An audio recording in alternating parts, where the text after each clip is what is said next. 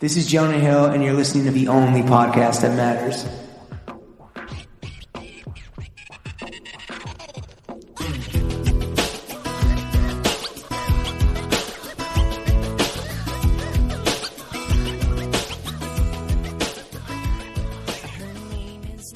Before we get to my main brawl of Danny Lomas, Lawrence, keep those motherfucking lights on. Cheeky. Throwing Fits is brought to you by Seasons, a members-only rental service for designer menswear. I know you've seen my boy Jimmy going absolutely loony, buffoony, toony on the fucking TL in that spicy fur ambush Nike joint. I know you saw me last week going absolutely intergalactic planetary in the Orly puffer, and you can bet your fucking ass that those spicy garms that garner quadruple digit likes, those are from Seasons, the new rental platform that James and I have absolutely fallen in love with. We couldn't be more psyched to partner up with them. What's in your bag that I guess touched down probably already, right? I got a Nanushka puffer that I've been already wearing all month. Vegan. What? Yeah, vegan leather. Right? Vegan leather, but still so plush. I got crushed velvet pants from Kinky, our dude, and I got that Marnie on me. I don't really know how it goes, but yeah, the mohair Marnie. What about you, Larry? What you got? I got some. Oh, this is perfect. I got the vintage Stouty for the fucking lads. I got some beautiful lace, green, black Bodie number that's going to look real good. And I think the gem of the bunch is the big pink Judy Turner quarter zip knit that I'm just so excited to tuck into a pair of pants and fucking lob onto the timeline for all of you to suck my fucking dick. I can't wait. Seasons is the way that you and I have basically been test driving and dating Johns before we fucking throw down the plastic and marry these bitches. You know what I'm saying? You got to date before you marry, right? You got to walk before you run. That's it. That's what Seasons is. Yeah, and I think the perfect example is like that Orly puffer. I know that retails for like $800, and that's like pretty steep. I mean, sure, Japanese garms. You and I, we are absolutely familiar with spending a lot of coin. But now that I fucking wore that around, like I absolutely get it, and now I just gotta find it. I just gotta find it on sale. I need to fucking, I gotta fucking neutralize that John. They just got the best brands, right? Like this Holly capsule. Who's in this? Arlagace, 18 East, fucking new EG. And then even crazier is next year, top of next year, 2021, there's going to be some in-season Johns on Seasons from Jacques Mousse, fucking Wales Bonner, Casablanca, fucking Murderers Row. And if you use the promo code Throwing Fits at checkout, you can get 25% off your first order. James, how do I spell that shit? THROWINGFITS. No space, one word. Keep it simple. Throwing Fits at checkout, 25% off. If it needs to be mentioned again, this is kind of the way that James and I have been becoming better John's enthusiasts, buying smarter, buying less, saving the world, saving our fucking bank account, and looking fucking great while we do it. And we couldn't be happier to partner up with Seasons. So use that fucking promo code, get 25% off. Seasons, a better way to rent, bitch.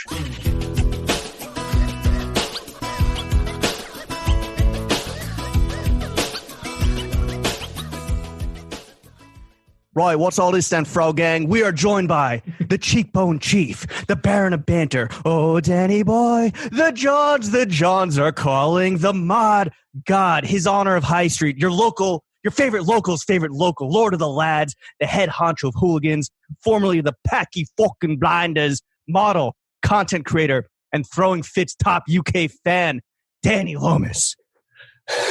Danny, my boy. What's up? You never cease to amaze me, boys. No, of course not. That was fantastic. Danny, we're absolutely ecstatic to have you on the podcast. Before we dive in to the meat and potatoes that I'm sure you're extremely familiar with, as I think you're our top UK fan is what James said. The first thing that we want to do, and I already see that you're looking fucking spicy from the waist up. We want to do a fit check, my friend. So do you want to start top down or bottom up? The choice is yours. I mean, I had no idea Hidden Y was from the UK, and he fell for it. So we'll go bottom up. Okay, perfect. Thank you. Not a Bobby. Yeah, not a Bobby. Nah, never. So for shoes, technically I'm half cheating. I'm in a hotel room right now. I'm in the Hilton slides. Are you going to steal those? I mean, yeah, they're kind of single use, but the last time I stole a pair of these, I actually ended up wearing them for like 6 months till the toe kind of broke out. So these are not single use for me. So yeah, I'm sound to be wearing them. They're comfy, they're cozy. My feet are way too big for them, so I'm hanging off the backs. But they're cozy. You need the extendo. We need to throw the extendo clip on that's it. Hilton slides, yeah. There we go. And then what do you want, boys? Do you want socks? Do you want trousers? Yes, we want everything. Sick. Right. Socks. Currently, I'm in a pair of Jolly's socks. Okay. Is that a British thing? What is that? A British slang term? Yeah. Getting your jollies off? Why not? Basically, they're fucking sick socks. They're like a weave. Ooh. And basically, they look robust. Yeah, they oh are. Man, they're sick. And basically, do you remember Tom's? The shoes, yeah. Tom's. So basically, like Tom's, where if you buy a pair of Jollies, then a homeless guy gets a pair of Tom's. Oh, nice. Gets a pair of Jollies. Right. So doing bits around here. Trousers. These are thrifted. They're like some like tweed kind of blend. I've had them for years, and we don't have a washing machine at our flat at the moment. So all of my good trousers and everything are at my parents' house. I forgot to collect them, so I came out in these. They're pretty sick, actually. Yeah, man. Are they solid. Tailored? They look like they fit you perfectly. Did you like thrift them and then get them tailored, or is that off the rack, right to body? Complete opposite. I've always loved the idea of thrifting something and getting it tailored, but I'm too lazy to. So I'm just very fortunate these fit perfectly. Yeah, they look Going up, I'm in a John Smedley little like roll neck. No, not a roll neck, a turtleneck. Okay. I know people get a bit mad if you say roll neck. It's well, no one can see you besides us, so you can lie and cap as much as you want. Yeah. I can lie. Sit. You're wearing a tuxedo, a full tuxedo. I'm in a tuxedo. Yeah. That's it. I'm in a little black Smedley turtleneck. I have a Sherry silk scarf, an essential, and technically I'm in a Prada LRMX024. I'm not going to lie. You're not reading the product description off of Mr. Porter, are you right now? To be fair, boys, I genuinely did have to Google which model this was. It's nice. It's like a khaki with big old like bellow pockets up top. Big titty pockets. Yeah, well, I'd never seen this exact one before, but it's the same one that Rocky wore. He had the lavender, blue, and grey one. Mm-hmm. The hooded one, the one with the fat ass pockets. Yeah. I saw this on an archive page, and I saved it to my Instagram saved. And then I was out with Olivia, who's like the Prada PR, and I wouldn't stop going on about this jacket. So the one that I'm wearing it's a beige one, and it's got a collar. And I'd never seen it before, and I thought that is the grail jacket. And I told her about it, and then basically she came back and she was like, "Danny, I've got a present for you." I was like, "No way." She's like, "This is the last one in Prada. So this is a sample. Wow. It's waterproof." Damn. And she basically sent it out to me, and I've never seen one similar, and I've never seen it without. And yeah, basically, when I showed her the photo, thinking that it was Prada way back, turns out it was SS20, I'm pretty sure. So she's one left in the office. But it was kind of cheating because I'm going to take it off anyway because it's very rustly. Yeah. I guess I forgot to mention that I forgot to mention that in your introduction is that you're the Thanos of thirst. It sounds like you very intentionally were like, "Oh, Olivia, check out this awesome photo." Oh, right. I forgot to mention. I just saw this, when I was surfing the World Wide Web. It was a genuine accident, but after a few drinks, I was like, "Don't mention Prada. I'm sure she's absolutely fucking sick of it." And then it slipped out, and then from then I was like, "Yeah, you know what? You manifested. A closed mouth doesn't get fed. I mean, James is always going on and on about how I myself am the Thanos of thirst, but I'm like, yo, if you don't ask, how are you supposed to fucking get it? You got to manifest this shit. What about the hardware? I see some sparkles on the wristicles, some Fiji on the fingers. So I had one gold bracelet that I used to wear, and basically it was really thin. At the time, obviously, gold's measured by weight, and it's all I could afford, but I really wanted a gold bracelet rather than getting some plated shit, rather than getting different accessories. I've always loved the idea of having solid gold. And then on my birthday, me and my mum wandered down to Hatton Gardens, and I couldn't decide between the two. And I was like, you know what? It was my 21st birthday. I'm going to treat myself to both. Oh, wow. Double up. I've got them, I'm pretty sure. I don't have PE lessons anymore, so I don't have any reason to take them off. So I got a little a curb bracelet and a little identity bracelet. Very nice.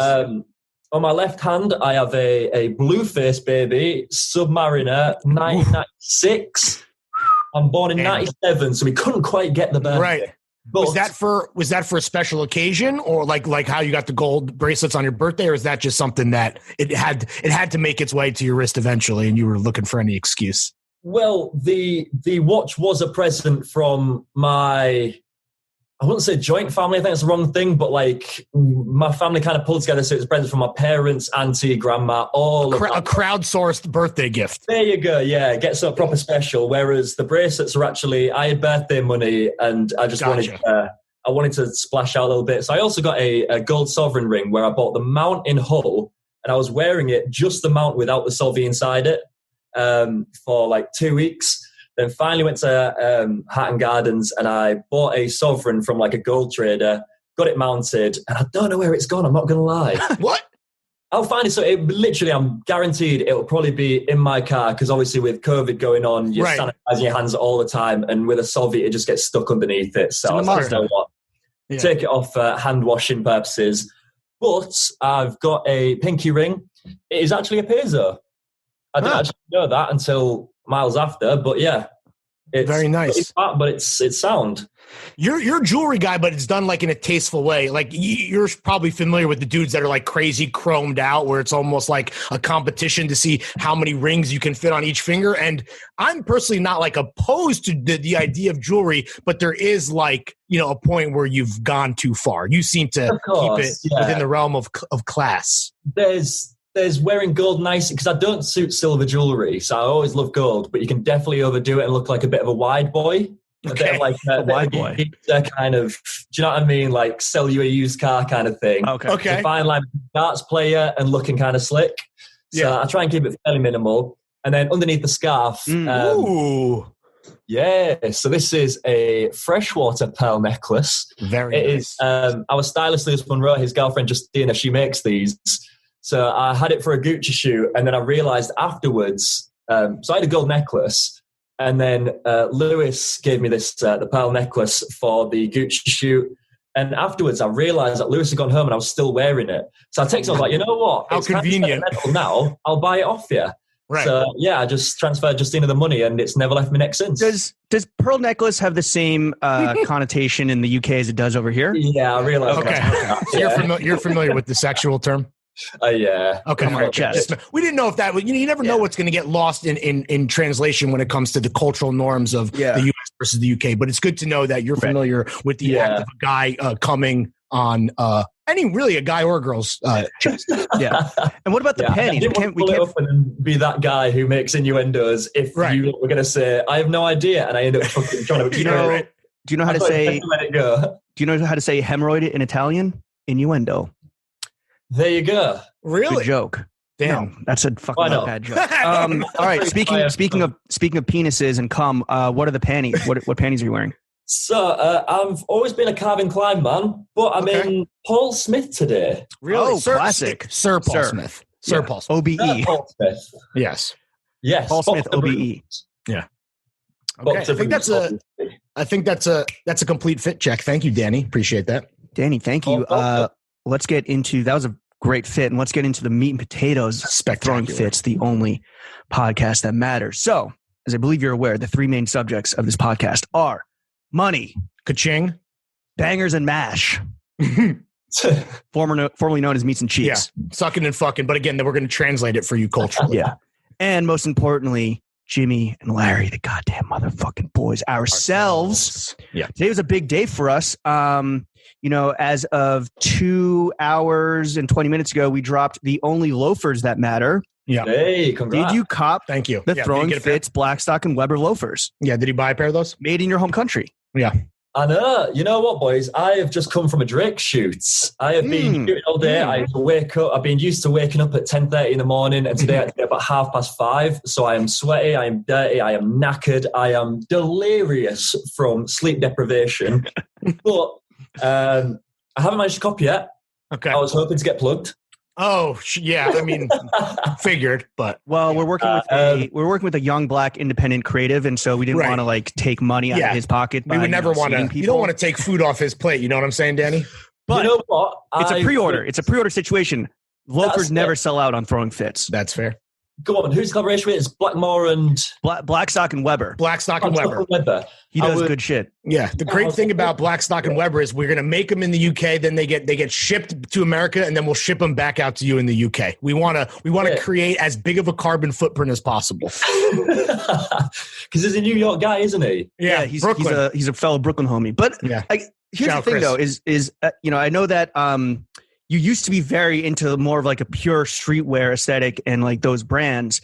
But now one of the first Google autofills when I type out your name is Danny Lomas Loafers. Is it? Yeah. Also net worth, but there were actually no hits there. But yeah, I guess like when and why did you start kind of evolving into your current aesthetic of what I think fits or aligns with what me and Lawrence are into, which is what we call like grown man streetwear, where you are doing like hotel slides with maybe like a Prada piece, but also thrifted trousers. It's a high-low thing. Yeah.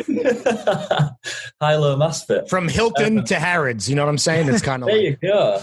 Yeah, well, even going back to Blackmore and the Hawks, I was looking into him yesterday. It is Blackmore and Hawks, isn't it? Blackstock and Weber. Blackstock, where did I get that from? I was on some. You're just creating fake British. It's like fake British brand Mad Libs. Yeah, like just like fill in, like a Guy Ritchie whatever. Throw an ampersand in the middle. Barrels. Yeah. I was looking into him. He's fantastic. He is. Shout out Chris. You're going to get free shit now because I know Chris is going to be listening. So I guess you've solved your problem of how to get free loafers. Well, what was it? He made a Derby and an Oxford and a loafer. Yeah. And now he's kind of settled. He only wants to make loafers now, doesn't he? Yeah. He kind of sees it. He just wants to pump it all into the loafer vision where he's like, you know what? If we're going to put one product, we're going to make it damn fucking good. Yeah, he just did like some tassels, some spectators. He obviously has the horse pit with us. He's got another, I think we have some horse pits coming up too. So it's like, he's doubling down on the loafers, baby. Oh man, it's refreshing. Like it feels good because loafers have been around for fucking years, obviously. And for me, I've always been into trainers and I first started wearing loafers. I think my first ever pair of loafers was a Dr. Martens Adrian. Which is obviously a loafer, but it doesn't really count as a loafer. It's still kind of a hybrid, I guess. Right, exactly. It's an easy entry point, right? That's an easy way to fall into it. A lot of guys... Gateway drug. Exactly. Doc is the gateways, for sure. It's the marijuana to our heroin. Yes. The pure, raw, uncut, unstepped on, black tar heroin. Well, I think like my first pair of like official loafers, if you would. I'm a UK 10 and I used to hang around at the Priory Menswear a lot. And they had some like B-stock penny loafers. It was Baswegians. We had the wine pair. And I remember, I think we had them for I think Vince gave them to me for like 20 quid. Because I think one size, because they're all handmade. And I can't remember if one size was officially bigger, but one shoe was definitely bigger than the other. So I was walking around them, but I was like, you know what? I want to make these work because these feel like they've come to me at a certain time where it's like last chicken in the shop. You need to have them. And I remember genuinely, no word of a lie, I've always romanticized penny loafers to have the penny in them. Okay. So I had a 2p piece in my wallet, and there's a bank opposite the Priory, and I went into that bank and said, it must have been 2015, and I think I went in with a grotty 2p, and I said to the guys behind the counter in the bank, can I please have 2 brand new shiny 2015 1p's, please? They must have looked at me like an idiot, and they went straight into my loafers. But I love that kind of stuff. Yeah. Do you know how that first came around? And is that how? For cigarettes, right? So you could buy a single cigarette. For cigs and phone calls. Maybe. Right? Yeah, cigs and phone calls? Yeah, I heard it from phone calls. It's so if you go to a phone booth, because obviously they didn't have mobile phones like back then, it was used to have emergency money so you could make a phone call if needs be. So you used to tuck your penny inside your your little your gap in penny loaf. Are these are these kind of like hidden little bits and nuggets of history or things like you didn't know but you're learning? Like, is that what kind of draws you to, again, this like more aesthetic of like grown man street where I know that like thrifting has always been a big part of your personal style, and you come from the north, fucking the land of meat pies and minor fits. So I guess the question is like, besides loafers, how else did you kind of get past more like hype streetwear? So to tell you the full story, my mum was a mod back then. Technically, she was a revival mod. Okay. So you had the mods in the 60s, and that originally started, I know some purist mods are probably going to eat me alive if I get this wrong, but modernists, like mods are short for modernists, and they used to look to Italian style, very like Serge Gainsbourg. It used to be like button down shirts, nice slacks, just everything smart. You wanted to get away from, I think it was post-war, because after the war, obviously everything was starting going to shit, and everyone realized like you need to reduce, reuse, recycle. So they were kind of, it was a bit shabby, but for a reason. And I think the modernists kind of used to take that and be like, you know what, we want to look slick, we want to look suave, we want to take the best stuff, and we want to stand out. And then after that, that kind of became one style. And then when Quadrophenia, the movie, came out, The Who, the album in the movie, right? Yes, it was. I think, well, you had mods before then who used to be in like the polo shirts. That's when the thread came about. And then Quadrophenia kind of romanticized the mods we know today. And then after that movie came out, that kicked like the 80s revival mods, where people who weren't really mods started to see, oh, you know what? Fred Perry's, M51 Parkers, loafers, and that's the stereotypical mod you see today.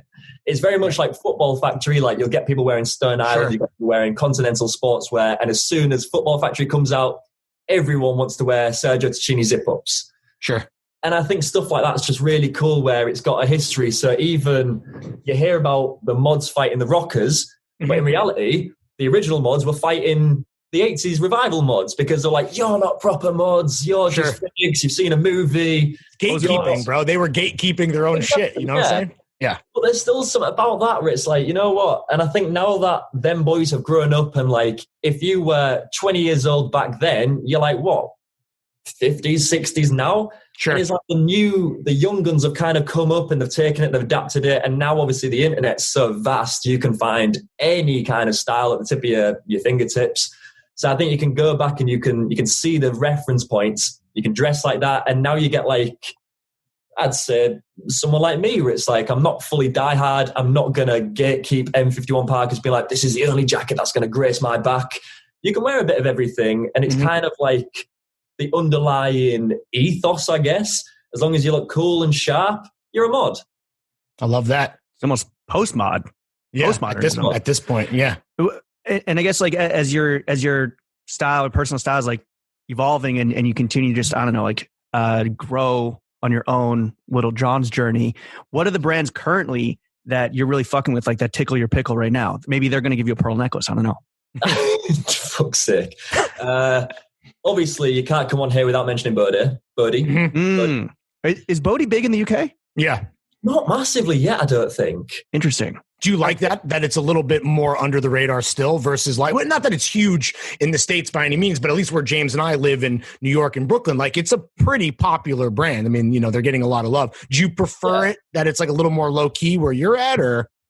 Well, I think us Brits, going by like Fashion Week, you get a lot of brands who are fantastic that should definitely hit not the mainstream, but don't get much credit, but you occasionally get the real breakout designers. And I think Birdie's one of those, where I think there'll be 20 like art, like designers that are similar to Birdie. They just don't have that step yet. They haven't broken through to really get that recognition yet. And once they do, that's when it's like, oh yeah, I own this Charles Jeffrey piece. I own this. And it's like, that's when you kind of get to the meat and veg, the meat and what do you call it? Right, exactly. The meat and potatoes. The meat and potatoes. And I think what are some other under the radar brands besides Bodhi that you would like want to take the opportunity to shout out? Whether you own pieces and wear pieces, or that you aspire to. I think Bethany Williams is fantastic. Are you familiar with Bethany? No, I'm not familiar. We're familiar with Bethany Frankel, who's a Real Housewife of New York, but I don't think skinny girl margarita. Yeah, skinny girl margarita. You should cop. It's delicious. Send me a link, boys. Very few calories. Bethany's very into like upcycling. She puts a twist on it where you'd never guess that it's upcycled. I think that's quite a cool way of putting it. Obviously, like is upcycling in general like having its time in the sun, and hopefully it's not just flash in the pan. Because over here it's like. Yeah, Nicole McLaughlin, right, is definitely like she's fantastic. The leader of that. She was on a previous podcast of ours that shall not be named. Yeah, Our Legacy Workshop, Patagonia and Levi's, and have been at the forefront. The of North Face, yeah. So is it also kind of because we talked to a friend that worked at Depop and he's like, yeah, like it's a way also for people to put their own spin on things, right? And not necessarily like start from scratch. 100%. Like there's Sam Noel. He's brilliant. He takes pub bar mats, with the old like logo and everything. Yeah. He turns them into trousers. Martine Rose did a bunch of pieces like that too. Yeah, it's very much like Martina Rose. She did like the Carlsberg one where it's Martina Rose. I can't remember the slogan, but yeah, it's that very similar style. And was Martina Rose, was that actually upcycled or was that just the I don't know. That was definitely the inspiration. I don't know if it was actually upcycled, but and I want to say that it wasn't, but that's cool to know that a guy has taken it even further to the next level, which is like, yeah, like Sam takes using real bar mats from like beach towels. He made, I think Elias wore them on one of our episodes, and it was beach towels made into trousers, and they're very leery. Like, I don't think I'd wear them myself, but I can really appreciate them. I think they're fantastic. But I was going to say about it. There's another one about that. What did we just chat about? Well, we were talking about just brands that you're fucking with right now in general, and then it was kind of like, since you mentioned Bodhi and how it is a little emerging in the UK and still here as well, like, just brands you're fucking with right now that you want listeners of the show to go check out, whether they're under the radar or just like what is kind of compromising the majority of your wardrobe right now. Yeah, well, it's like, have you been to Fashion Week in London? I went once when it was like Ashford Anderson was like the hot fucking shit, and like KTZ. I think it was like 2015, 2016. Wait, James, why did you go to London Fashion? I was on a press trip for like London Fashion Week men's, and then I was like, hey, I'm gonna go hang out with my homies at KTZ and Ashford, and they're like, no, come check out like Paul Smith. I'm like, I'm good. Was that when Topman was sponsoring like all of London Fashion Week men's? Okay, yeah. And it's with like London Fashion Week, there's a lot of names that you don't know, and I think they're the most exciting ones where you'll turn up, it's like, holy shit, this is fucking sick. Like, the first time I saw like Christopher Kane, I think. Christopher Kane's brilliant. Who else we got? We got like, Stefan Cook, Martin Rose, Nicholas Daly's fantastic. Yeah. Nicholas Daly's brilliant. Wales Bonner. E-Touts. Yeah. A lot of great stuff. Yeah.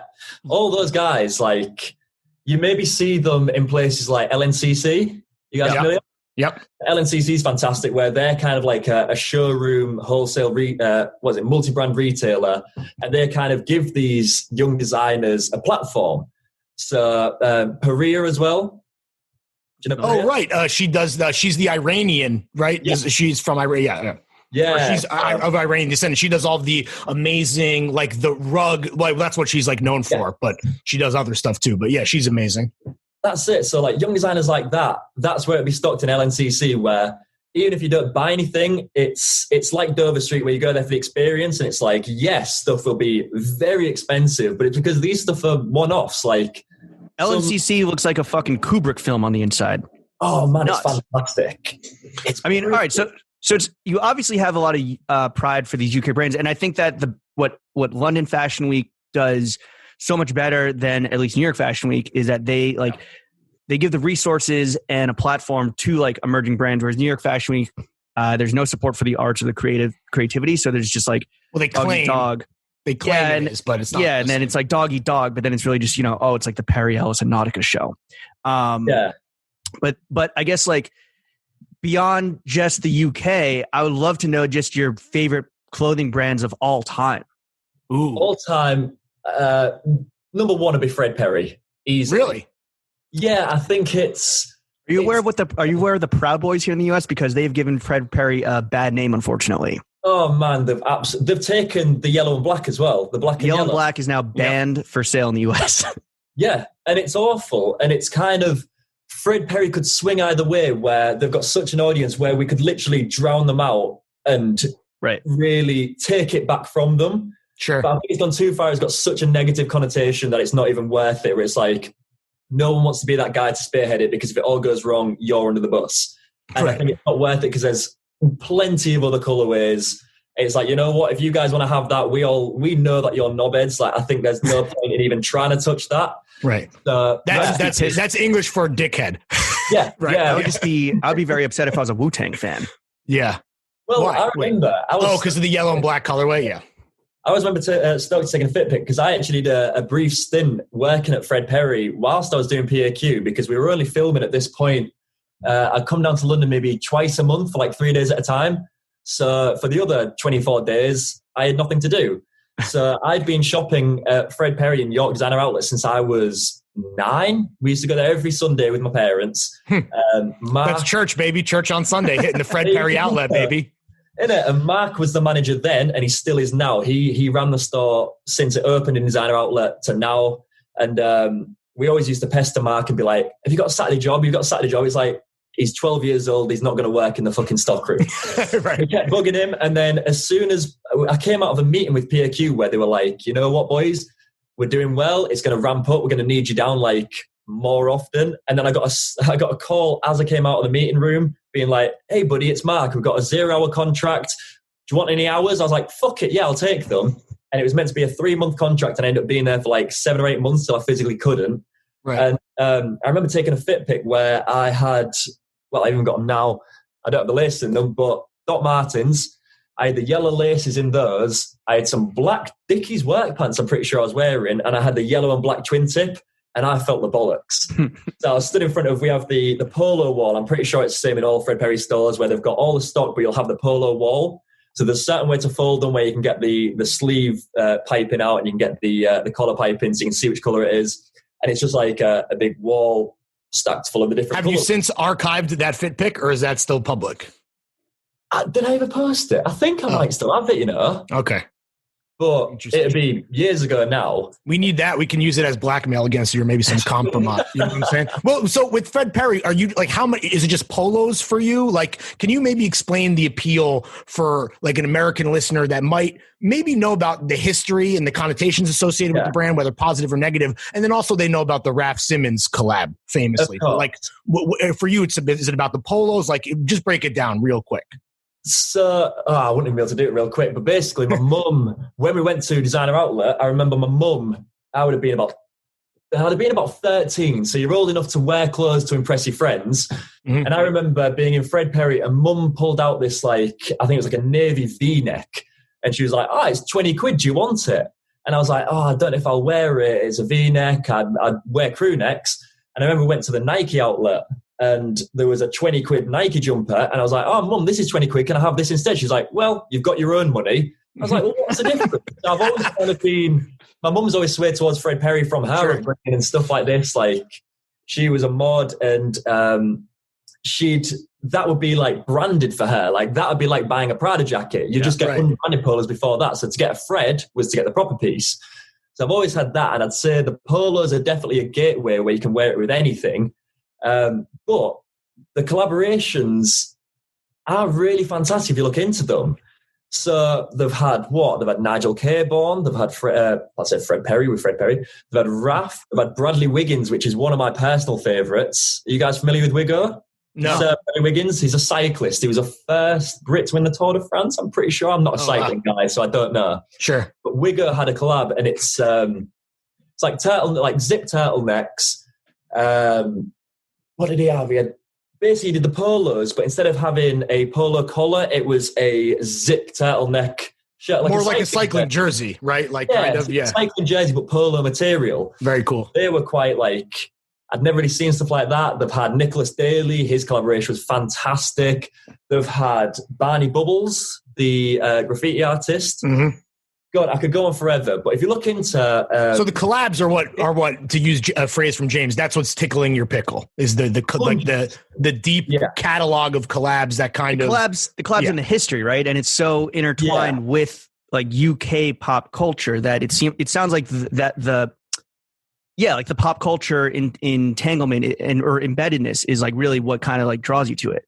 Definitely. And for me as well, like I'm a little nerd with stuff like this. So I love reading like the story about Fred Perry, where he was a table tennis champion.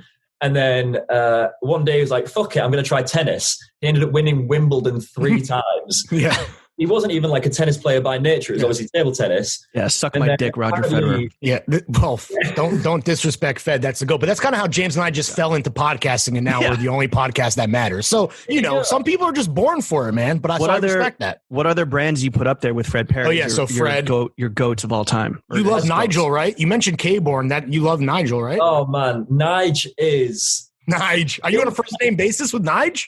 Nige is like my bloody, like, I don't know what you call, like, dad, I'd guess. He's fucking, Nige is he's a 70-year-old man, but he's a 30-year-old bloke. Like, he's in better shape than I am right now. Yeah, and he lost all that weight too. That's the other thing. He looks fucking great now. If anyone needs motivation for a fitness jersey, their own fitness journey, and me turning into a wayfish twink isn't doing it enough for you, Google Nigel K-Born weight loss, because he really fucking looks great. Yeah, I've never seen him without a smile on his face. He's the cheekiest bastard you'll ever meet. Like, he's always up for a laugh, and he's probably the perfect role model in fashion where people can easily take themselves too seriously.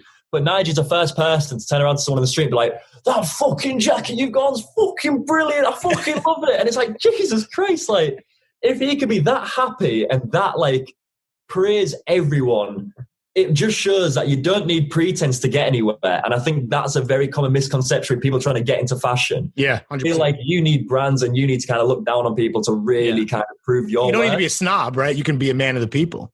Exactly. Like nice stuff. I think Nige is mutually exclusive. king of the people. We're going to talk about Nige and maybe, I don't know, some stuff you're working on later. Wrapping up just favorite brands of all time, like anyone else you want to throw up there. I know that essential. Doc Martens. Dr. Martens, yeah. So really just like just like a UK centric arsenal of brands, seems like. Well, I think it comes down to like the whole mod skinhead kind of English subculture route where it is kind of the uniform, but it also ties into the whole music side. It ties into like the lifestyle side. And I think it becomes a community where you can never like turn your back on it. You'll never surpass Dr. Martens. Like you can get, can't remember the name of them now. But yeah, it's well, you can get like Solo Vert, which is like which is what Doc Martens used to be, right? I forget. I don't know the whole factory shit, but the Jordans and that. Yeah, do you know what I mean? Like Hender Scheme can take Jordans and they can make them out of premium materials, but you'll never be a Doc. Like you'll never be a Dr. Marten. Yeah, because your feet will bleed in the Hender Schemes. Yeah. Oh man, I don't really see the appeal in them myself. Have you boys seen anyone wear them to death, or do you just? I have a pair of the Crocs that I've worn once for Fitbit and I've been meaning to put on grilled. There's two types of Hender Scheme wearers. There's like the guy who you see like hit the Air Force One or the Jordan 4 or whatever, and it's like perfectly worn in, and you don't know the amount of pain and suffering it took to get to that point. And then you have someone like James who is not willing to take on that pain and suffering, and they just sit on the shelf and they look perfect. Yeah, my feet too pretty. Yeah. All right. Well, speaking, I thought they'd be like softer and supple. It's some hard fucking. I mean, eventually the patina you do put on them is like yours, right? And you got to earn that shit. And like, I have a Hender Scheme wallet that I really like the way it's kind of broken in from like the oils on my hands and sitting on my ass for a few years now. But can't do it with the feet, man. I just can't do it. But okay, so British. Where was I? Transition God. British community. You were a big part of a phenomenon in the UK, like fashion, music, lifestyle, culture. Talking, of course, about Pac and like, Lawrence and I, like Lawrence, myself, and you, we have a lot in common. We're both super hot, right? Our cheekbones are fucking popping. The banter is next level. We also had a YouTube show, and it ended. Sounds like I think you had a YouTube show too. Why did your YouTube show end? So there's a few like bits of politics behind that I'm not going to get into, but also just logistics of COVID-19. And I think that we still had episodes in the running to film. And without obviously getting like too deep, I remember we filmed on the 12th of March. And then I left to go back to Yorkshire for my grandma's funeral the next day. And I basically didn't return to London for 3.5 months. And then in that like period where it was the whole lockdown, like I don't know how serious you guys had it in New York. You are, right? Yeah. Yep. Yeah. I don't know how serious you guys had it, but for us, it was like there is no point in like being back in London. Like, you can't do anything, so I'd rather be at home in Driffield with my family, with my cats. Like, big house, instead of being like a little flat where you can't leave, it's like I've got my cars, I've got my garden, I've got everything to chill out in. And I think, we basically got a call from the guys being like, it's been a fucking good run, boys, but I don't think logistically this is going to work. Sure. So we're going to call it a day. I mean, so it's sad, but it's... You just got to go out on top, like, and I think, like, Lawrence, like, our shit came to natural. I'm sorry, Lawrence, didn't mean to cut you off. No, I was going to say one chapter closes, another one opens. I just had one question. I'm admittedly someone who wasn't as crazy familiar with PAC when it was happening. You guys did do an episode that involved Grailed, and I remember that. And you guys, I forget exactly who came through, but I'm familiar with that. One of the kids who works on our show, Rob, who is a huge PAQ head and is obviously a big fan of yours. He was talking to us about this episode when we were doing like the pre-production that we do because we're professionals. And he made an interesting point. He said that for a lot of people, PAQ was kind of like Top Gear, but for clothes. And that struck me as something really interesting. And I was wondering if you had heard that comparison before, and then just really why you think it was so successful. We get that comparison a lot, and I think that's the easiest way to kind of put it, because if you say I do fashion YouTube, you instantly think of, no shit, because I do love Kofi, but it's like, how much is your outfit worth? Right. I think there's very much like, you need to be really into it to kind of get it. And I think with PAQ, we kind of took the pretense out of it, or the pretentiousness, I can never remember what it is. We kind of took the pretentiousness out of it, and we just wanted to do things that everyone could do. And it's like, admittedly, we all have an interest in fashion on the show. It wasn't just like 4 random guys trying to get into fashion. We already had it. We wanted to show that, like, it doesn't mean that you need Off-White, Yeezys, Supreme. Sure. You can just wear Fred Perry that, like, no doubt, although, especially in America, you boys pay $80, $90 for a polo. Yeah, they're not cheap. Packs. Yeah, for us, it's like 40 quid, and from outlet stores, you can maybe get them from like 35, 20 quid, like your mom was putting up there, you know? Yeah, that's it. So you can get them for like dead cheap. So we wanted to show that you can still look cool and you can make a style out of clothes rather than just having the brands that fit really ill, or ill as in bad, not as in sick. Ill as in like you fit terribly and you're just wearing brands for the sake of wearing brands, because you want to show people that, like, mate, I'm in fucking suit trousers, a turtleneck, and a scarf. Right. And you boys are like, you look sick. Yeah. You know what I mean? Like, just because this is Smedley and Sherry's scarf, it's like, it doesn't mean that you can't get all this from Uniqlo, technically. Right. You just wanted to be able to show that you can find a style. And I think PAQ works because me and the 3 of the boys come from such different backgrounds and had such different styles and views on clothes that you could easily gravitate to at least one of us. And if not, we'd style celebrities and stuff that none of us would really wear, whether it be styling women, whether it's styling rappers like fucking Lil Baby, or anyone in between and shit like this. As if there's a massive gap between women and Lil Baby. But we want to show that, like, there's something out there for everyone, and it doesn't just mean that you have to wear a certain fucking routine of shit. And like, if you're going to wear jeans, it's got to be Levi's. If you're going to wear a t-shirt, it's got to be Supreme and all this kind of stuff. You wanted to kind of take that out of it and be like, you know what, boys, like, the message is in the journey. It's not about the destination, it's the fun we have along the way. Right. Fuck the bullshit. Let's have fun with our boys developing personal style on a budget, right? 100%. And I think also, I mean, I also don't want to underestimate just like, and you alluded to this, like the 4 different personalities that you guys brought together, and just like the harmony of the fucking boys, PAC boys. I mean, if anyone, obviously everyone listening to this comes from you promoting this on your Instagram, and thank you in advance for tagging our personal Instagrams. Of course. But like, okay, you got... comment. Because you boys have some fucking witty comments on the thing. Thank you. Yeah, we'll talk. I mean, I will say I just followed Danny back like 3 days ago. It was like my most lit follow back. I'm like, 222,000 followers. Yeah, I think I could throw this guy a little fucking bone here. Sure. But all right, so to kind of get into just why it was such a beautiful cacophony of personalities, like between yourself, Elias, Shaq, and Dex. Yeah. Let's say that for lack of a better, Elias, not Elias. Elias, Shaq, Dex. For lack of a better analogy, if PAQ was a boy band, obviously you're the pretty boy, right? Oh, Elias. Yeah. Elias is a light skin, like there's nothing wrong with this. He's a flawless face, and we always used to laugh because when he like bats his eyelids, his eyelashes touch his eyebrows. Wow. He's got like gorgeous, like feminine eyelashes, so the women used to love it. Who's the biggest diva in the crew? Oh, I don't know. We all have our moments, to be fair. Like, yeah, we all had our moments. It just depends on what the situation was. Did you have any weird like diva like things that you couldn't get over? Like, I need green M&Ms in my dressing room. I need a cigarette break every once in a while, but other than that, I was quite sweet. And yeah, who was the bad boy? Yeah, who was the Jimmy of the pack crew? Who was the horniest? Yeah, who was the badass? The resident badass? I mean, Shaq was the oldest, and I think he kind of was the most mature, so he knew what he wanted, whereas us other three boys, I think we knew, like, we weren't malleable per se, but I think Dexter, he loves, like, his underground, like, rap. He loves, like, his Memphis rap.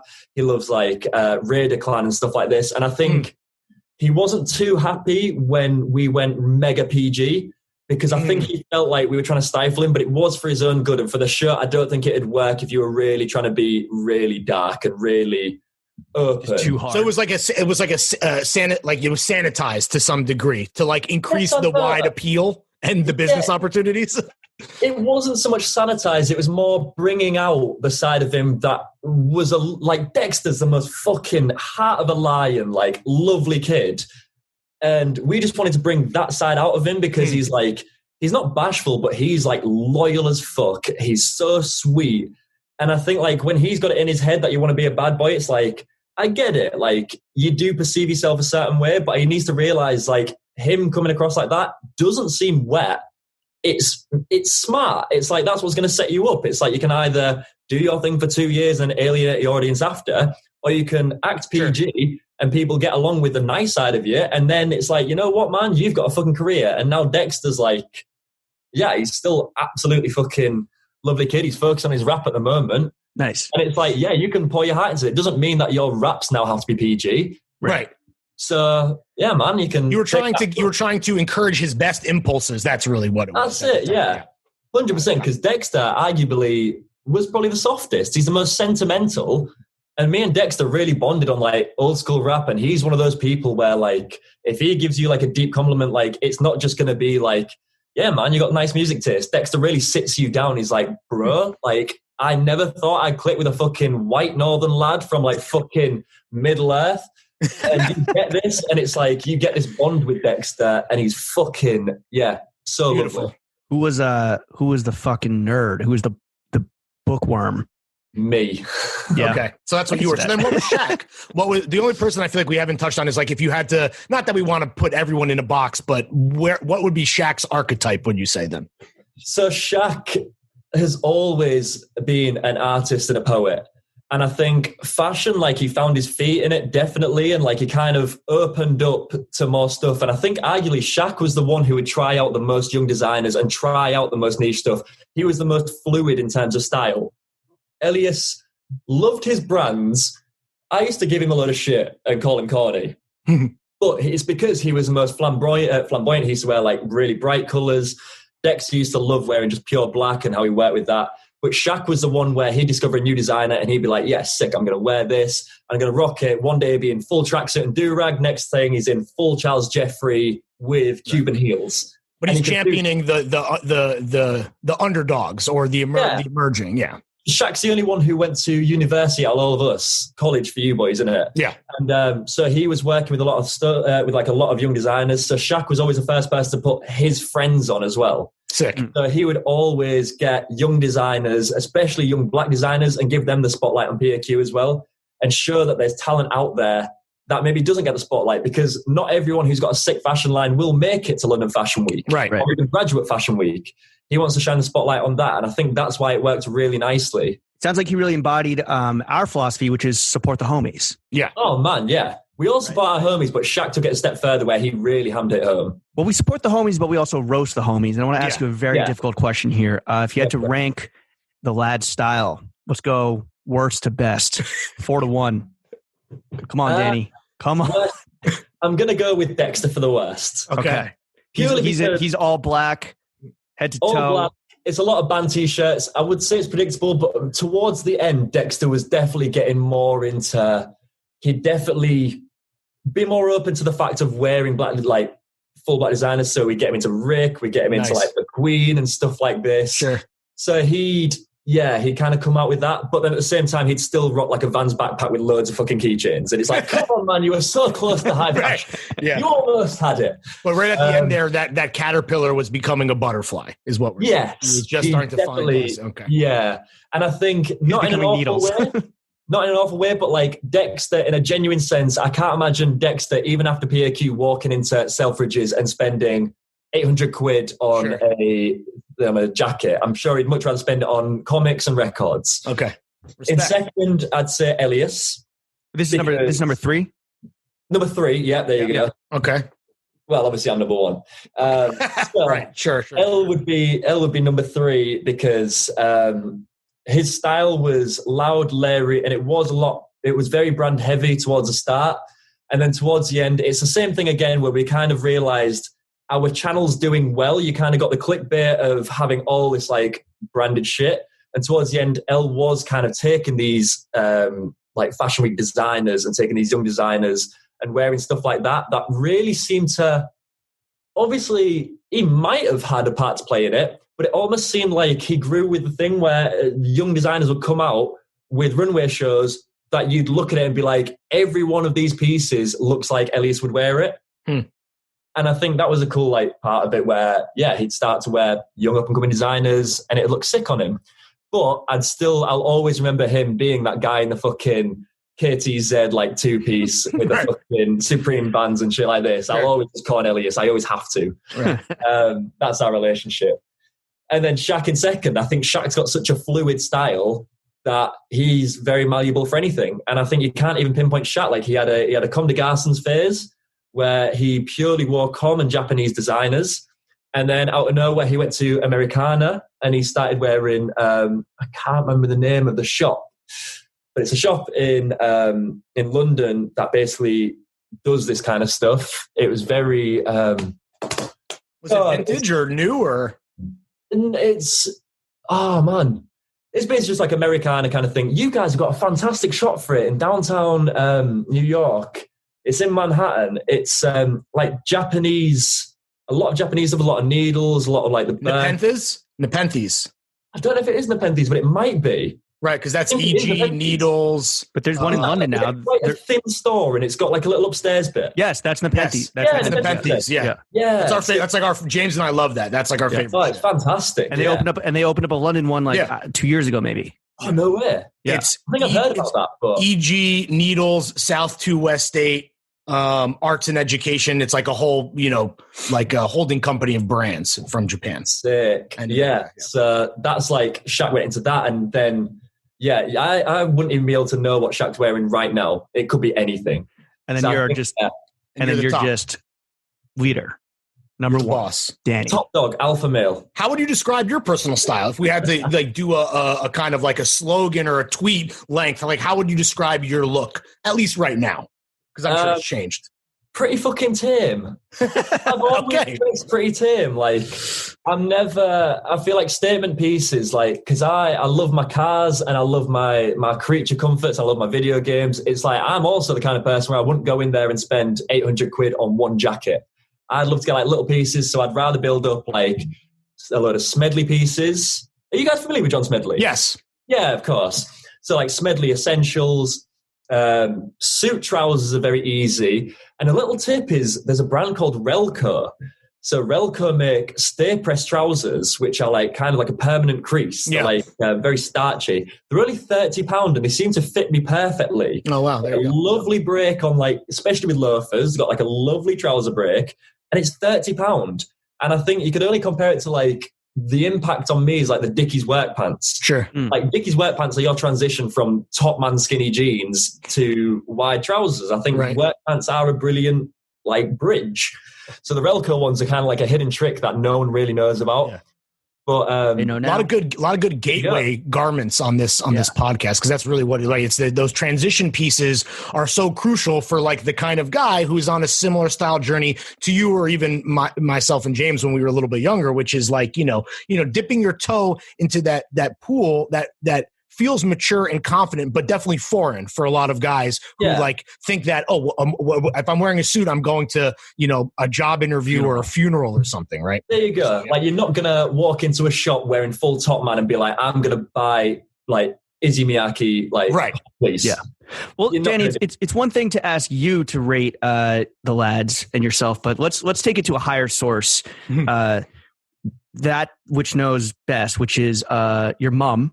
Your mom, according to Rob, our socials guy, he said a source told him that your mom follows all the lads on IG. So, like, who's her favorite? Who's her number one?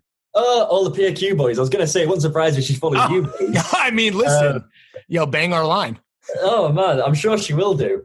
Hey, not bang your line, fucking hell. I mean, follow you bastards. But yeah, mum, I don't know. My dad. Who does she think is the most? Who does she think is the most stylish of the four? Is it Baby Boy? I think we never really chat about the personal styles. To be fair, like my mum just goes by like, I'll come back from PAQ and she gets it, but at the same time she just loves everyone for who they are, kind of thing. It's mega wet, but yeah, I've never really actually sat down and like asked mum, who would win in a fit off. Like, that's never really come up. But and she'd be like, "It's Dex. Dex has the best style." Yeah, you're wrong, Danny. There you go. I'm sure if fucking Dex wore like a Jam t-shirt or something like that, or the Who t-shirt, I'm sure Dex just be top spot. Yeah, your mom's easy to pander to. We know what she likes now. I mean, we've only been talking for like an hour, so easy. There you go. Right. Last PAQ question: are we ever going to see a PAQ reunion? You know what? I'd like to down the line. I think now is a good kind of point where we'll leave them wanting more and focus on our own things. Well, let's talk about that, because so you guys are all like the time is right, and it seems like you guys all have various interests, which is what made the show so great. But now you're really pursuing the things that truly resonate with you, and same with the other guys, right? But like, let's talk about what you've been doing post pack, especially like this Nigel Caborn collab. This is like the fucking I need to hear about this. So no one actually knows about that. That is pre-alpha stage. You boys are hearing this completely breaking news. There you go. Yeah, so basically at the start of first lockdown, I think it was, funny enough, I don't think you boys will have like followed me back then or whatever. It was April. It was a 21st. No, it was 22nd because my mum's birthday is the 23rd. And then I was chatting to Nigel over the phone, and we just had like a good catch up. It started off me catching up with his daughter, just as mates, and then she was like, "Oh, Nigel's here. Like he wants to chat to you." So I had a good night with Nigel. I got my dad in. We were all just having a good little FaceTime. And Nigel was like, "Oh, we need to fucking do something, Danny. Should we do a fucking collaboration?" I was like, "Are you joking me? Of course I'm down for a fucking collab, Nigel." Started chatting for ages, and he was like, "I want to do something on Instagram as well. Like, I want to get it up." I was like, "Let's take this FaceTime to Instagram Live." So we did that, and I was drinking loads and whatever, and I remember just fucking getting absolutely hammered. And then at midnight, it turns my mum's birthday, and I remember going in from my garden, like I did this from like my shed. It's like a little man cave. And I remember going inside, absolutely pissed, and I remember being sick into my bed. Oh, no. So, mum's birthday was her fucking cleaning up my vomit for the first weekend. Jesus. Wow. An Son of the year. Start. Yeah, I barely remember that like FaceTime much. But it went. Are we sure this collab is happening? And it was just a drunken hallucination, fever dream. Oh man, it felt like a fever dream, and I felt like that ship had sailed, and I was like, fuck man, I didn't chase it up. Maybe that was a passing thing. And then Sophie FaceTimed me last week, I think it was, and she's like, "Danny, I miss you. Like, I've just moved back to Newcastle, and obviously I've moved back to Yorkshire. So it's like since then, like I miss all of our lot, and like." Nige really wants to do his collab with you. He's been asking me like since we said about it that time. And I like, we haven't said anything. I was like, so fucking hell, like I've been so reserved, not wanting to like ask you in case it was bugging you. But hearing that Nige wants to do it, it's like, right, fucking, if we're serious about this, let's get it on. Let's book a date in where I go down to Newcastle. I go see Nige's archive, and then we pull some pieces. We realize what we want to do, and we go from there. So it's still in its infancy. Like, okay, this is going to happen and it's going to be sick. But as far as like what it can be, you and Nige don't even know yet. Absolutely nothing yet. What would you boys want to see?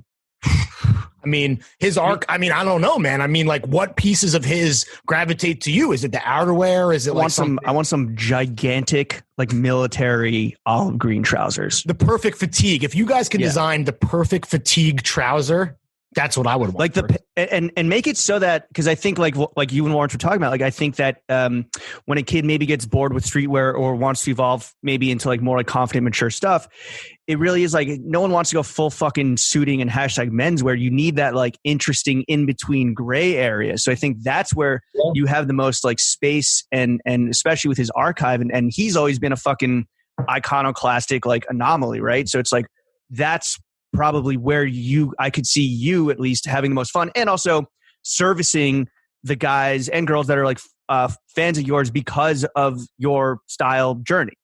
Yeah. Yeah. Well, I feel like for me personally, Nige is very military based. Like he has a lot of military references and I think it does tie in well with like the mod side of me, which is very Parker side, like Parker swaying. Yeah. But also like for me, I feel like there needs to be a phrase for something like sartorial lean. Like, I want to kind of take it a bit thingy. Like, do you know what a siren suit is? No, what's that? So it's Winston Churchill used to wear them. It's basically like do you know what a romper is? Mm-hmm. Yeah. So it's basically like a romp him. There you go. Yeah. It's basically like a suit, but it's an all-in-one. So it's still very elegant. It's like a 3-button, but it's all as one. So it's an all-in-one with a belt. Wow. And there's a style of jacket, and I can't think off the top of my head, but it's basically a field jacket with a belt. And it's really cool and elegant. And I think I do obviously want to appeal to the masses, but I also want to appeal to like the people who want me to team up with Nige K-Born and they want to see what I want to do. Sure. And I'm hoping that the audience is kind of like, you know what, don't pander to me. I want to see what Danny and Nige would do if it was just them two as the last people on earth. So I'd love to make a field jacket with a belt, and I can't.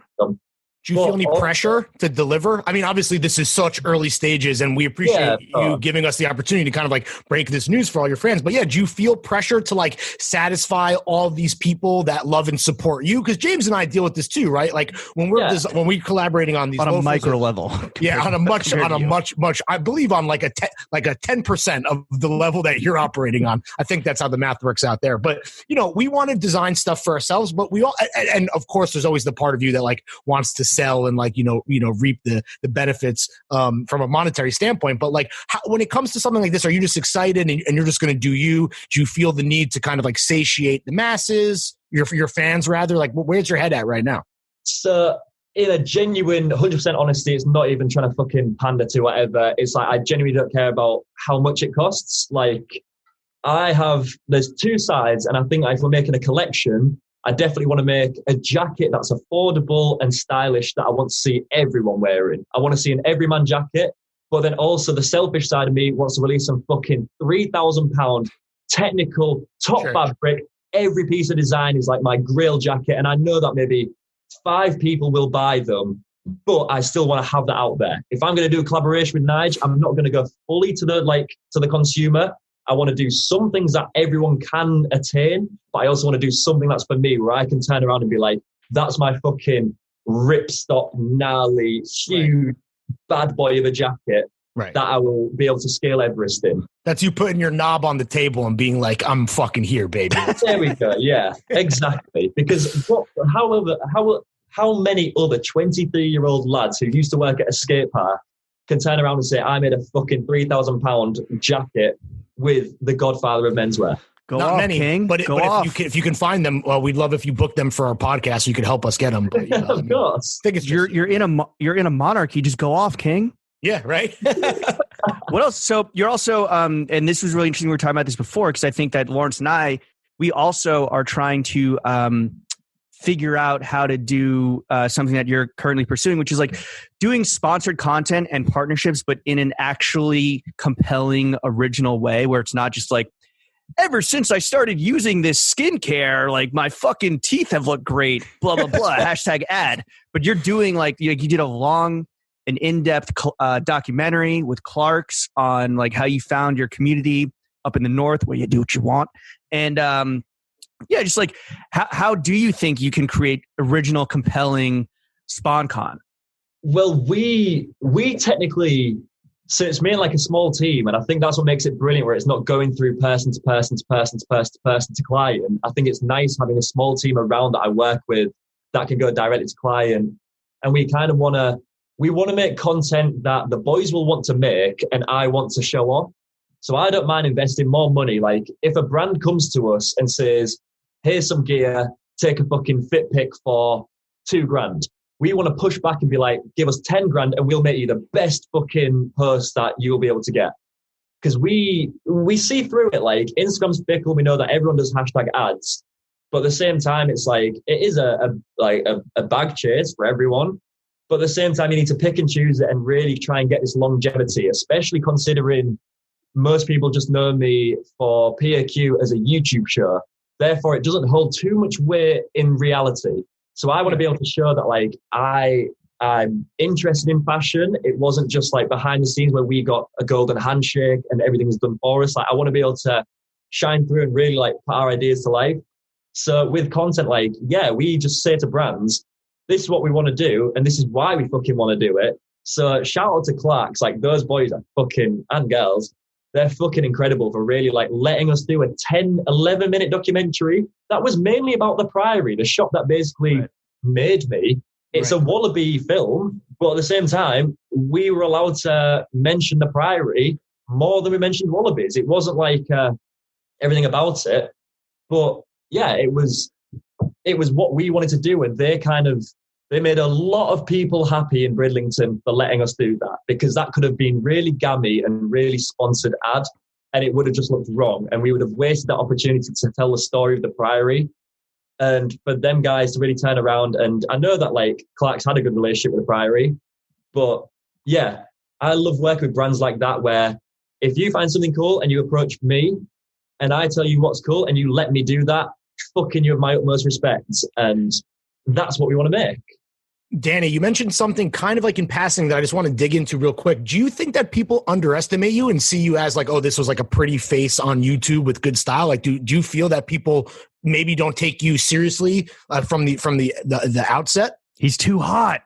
Are you too pretty for your own good? I think it's me being hard on myself, where I'm not judgmental, but I want to look at it from every aspect. And I wouldn't say I want to prove people wrong, but I want them to kind of be engaged and not just think, fucking hell, he's got cheekbones, he gets everything handed to him. Like, I want them to realize, like, I am actually in this for the long haul, rather than just being like, fucking yeah, grab a bag while I've still got fucking, before my metabolism wears off and I'm fucking... Sure, right. Oh, it's gonna wear off, baby. Grab a bag before you get fat.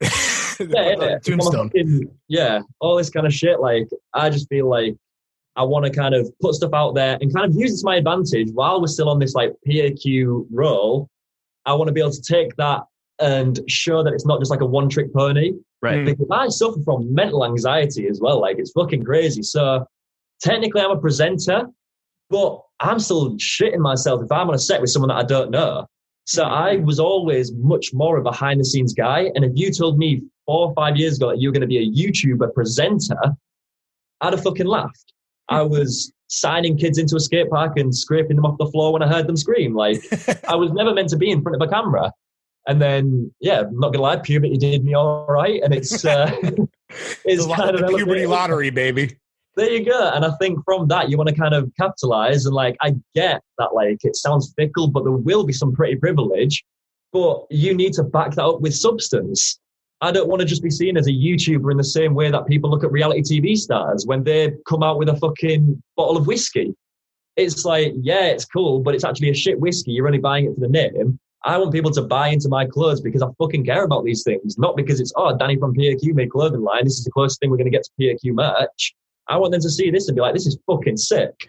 Do you think we are entering a time where these more like unorthodox collabs, like instead of like brand X brand, like for example, this podcast just did a loafer collaboration, right? And like YouTube presenter does a documentary film with a brand. And like, do you think that there's going to be more opportunities as partnerships maybe start to look a little more unorthodox and kind of like presenting or partnering up with like independent content or media creators? Yeah, I think everyone, like even for me, if I love a brand and they just give it to some really like bait people for some hashtag ads, it kind of ruins the integrity of the brand. Whereas if I see a brand hand selecting people and letting them tell a story, it not only does it make me think, oh, that's sick, it makes me actively be like, I want to support this. And I think more and more brands are kind of catching on to that kind of thing where they realize that there's more substance in it, and it's throwing money at influencers to post it isn't going to cut it anymore. They need to actually hone in on their market and their ethos. And it's like, that's where the future's going. It's like the whole fucking, we're in a post-sneaker world now. As you boys put it so brilliantly, there's a massive transitional period. And I think everyone's kind of giving up on branding,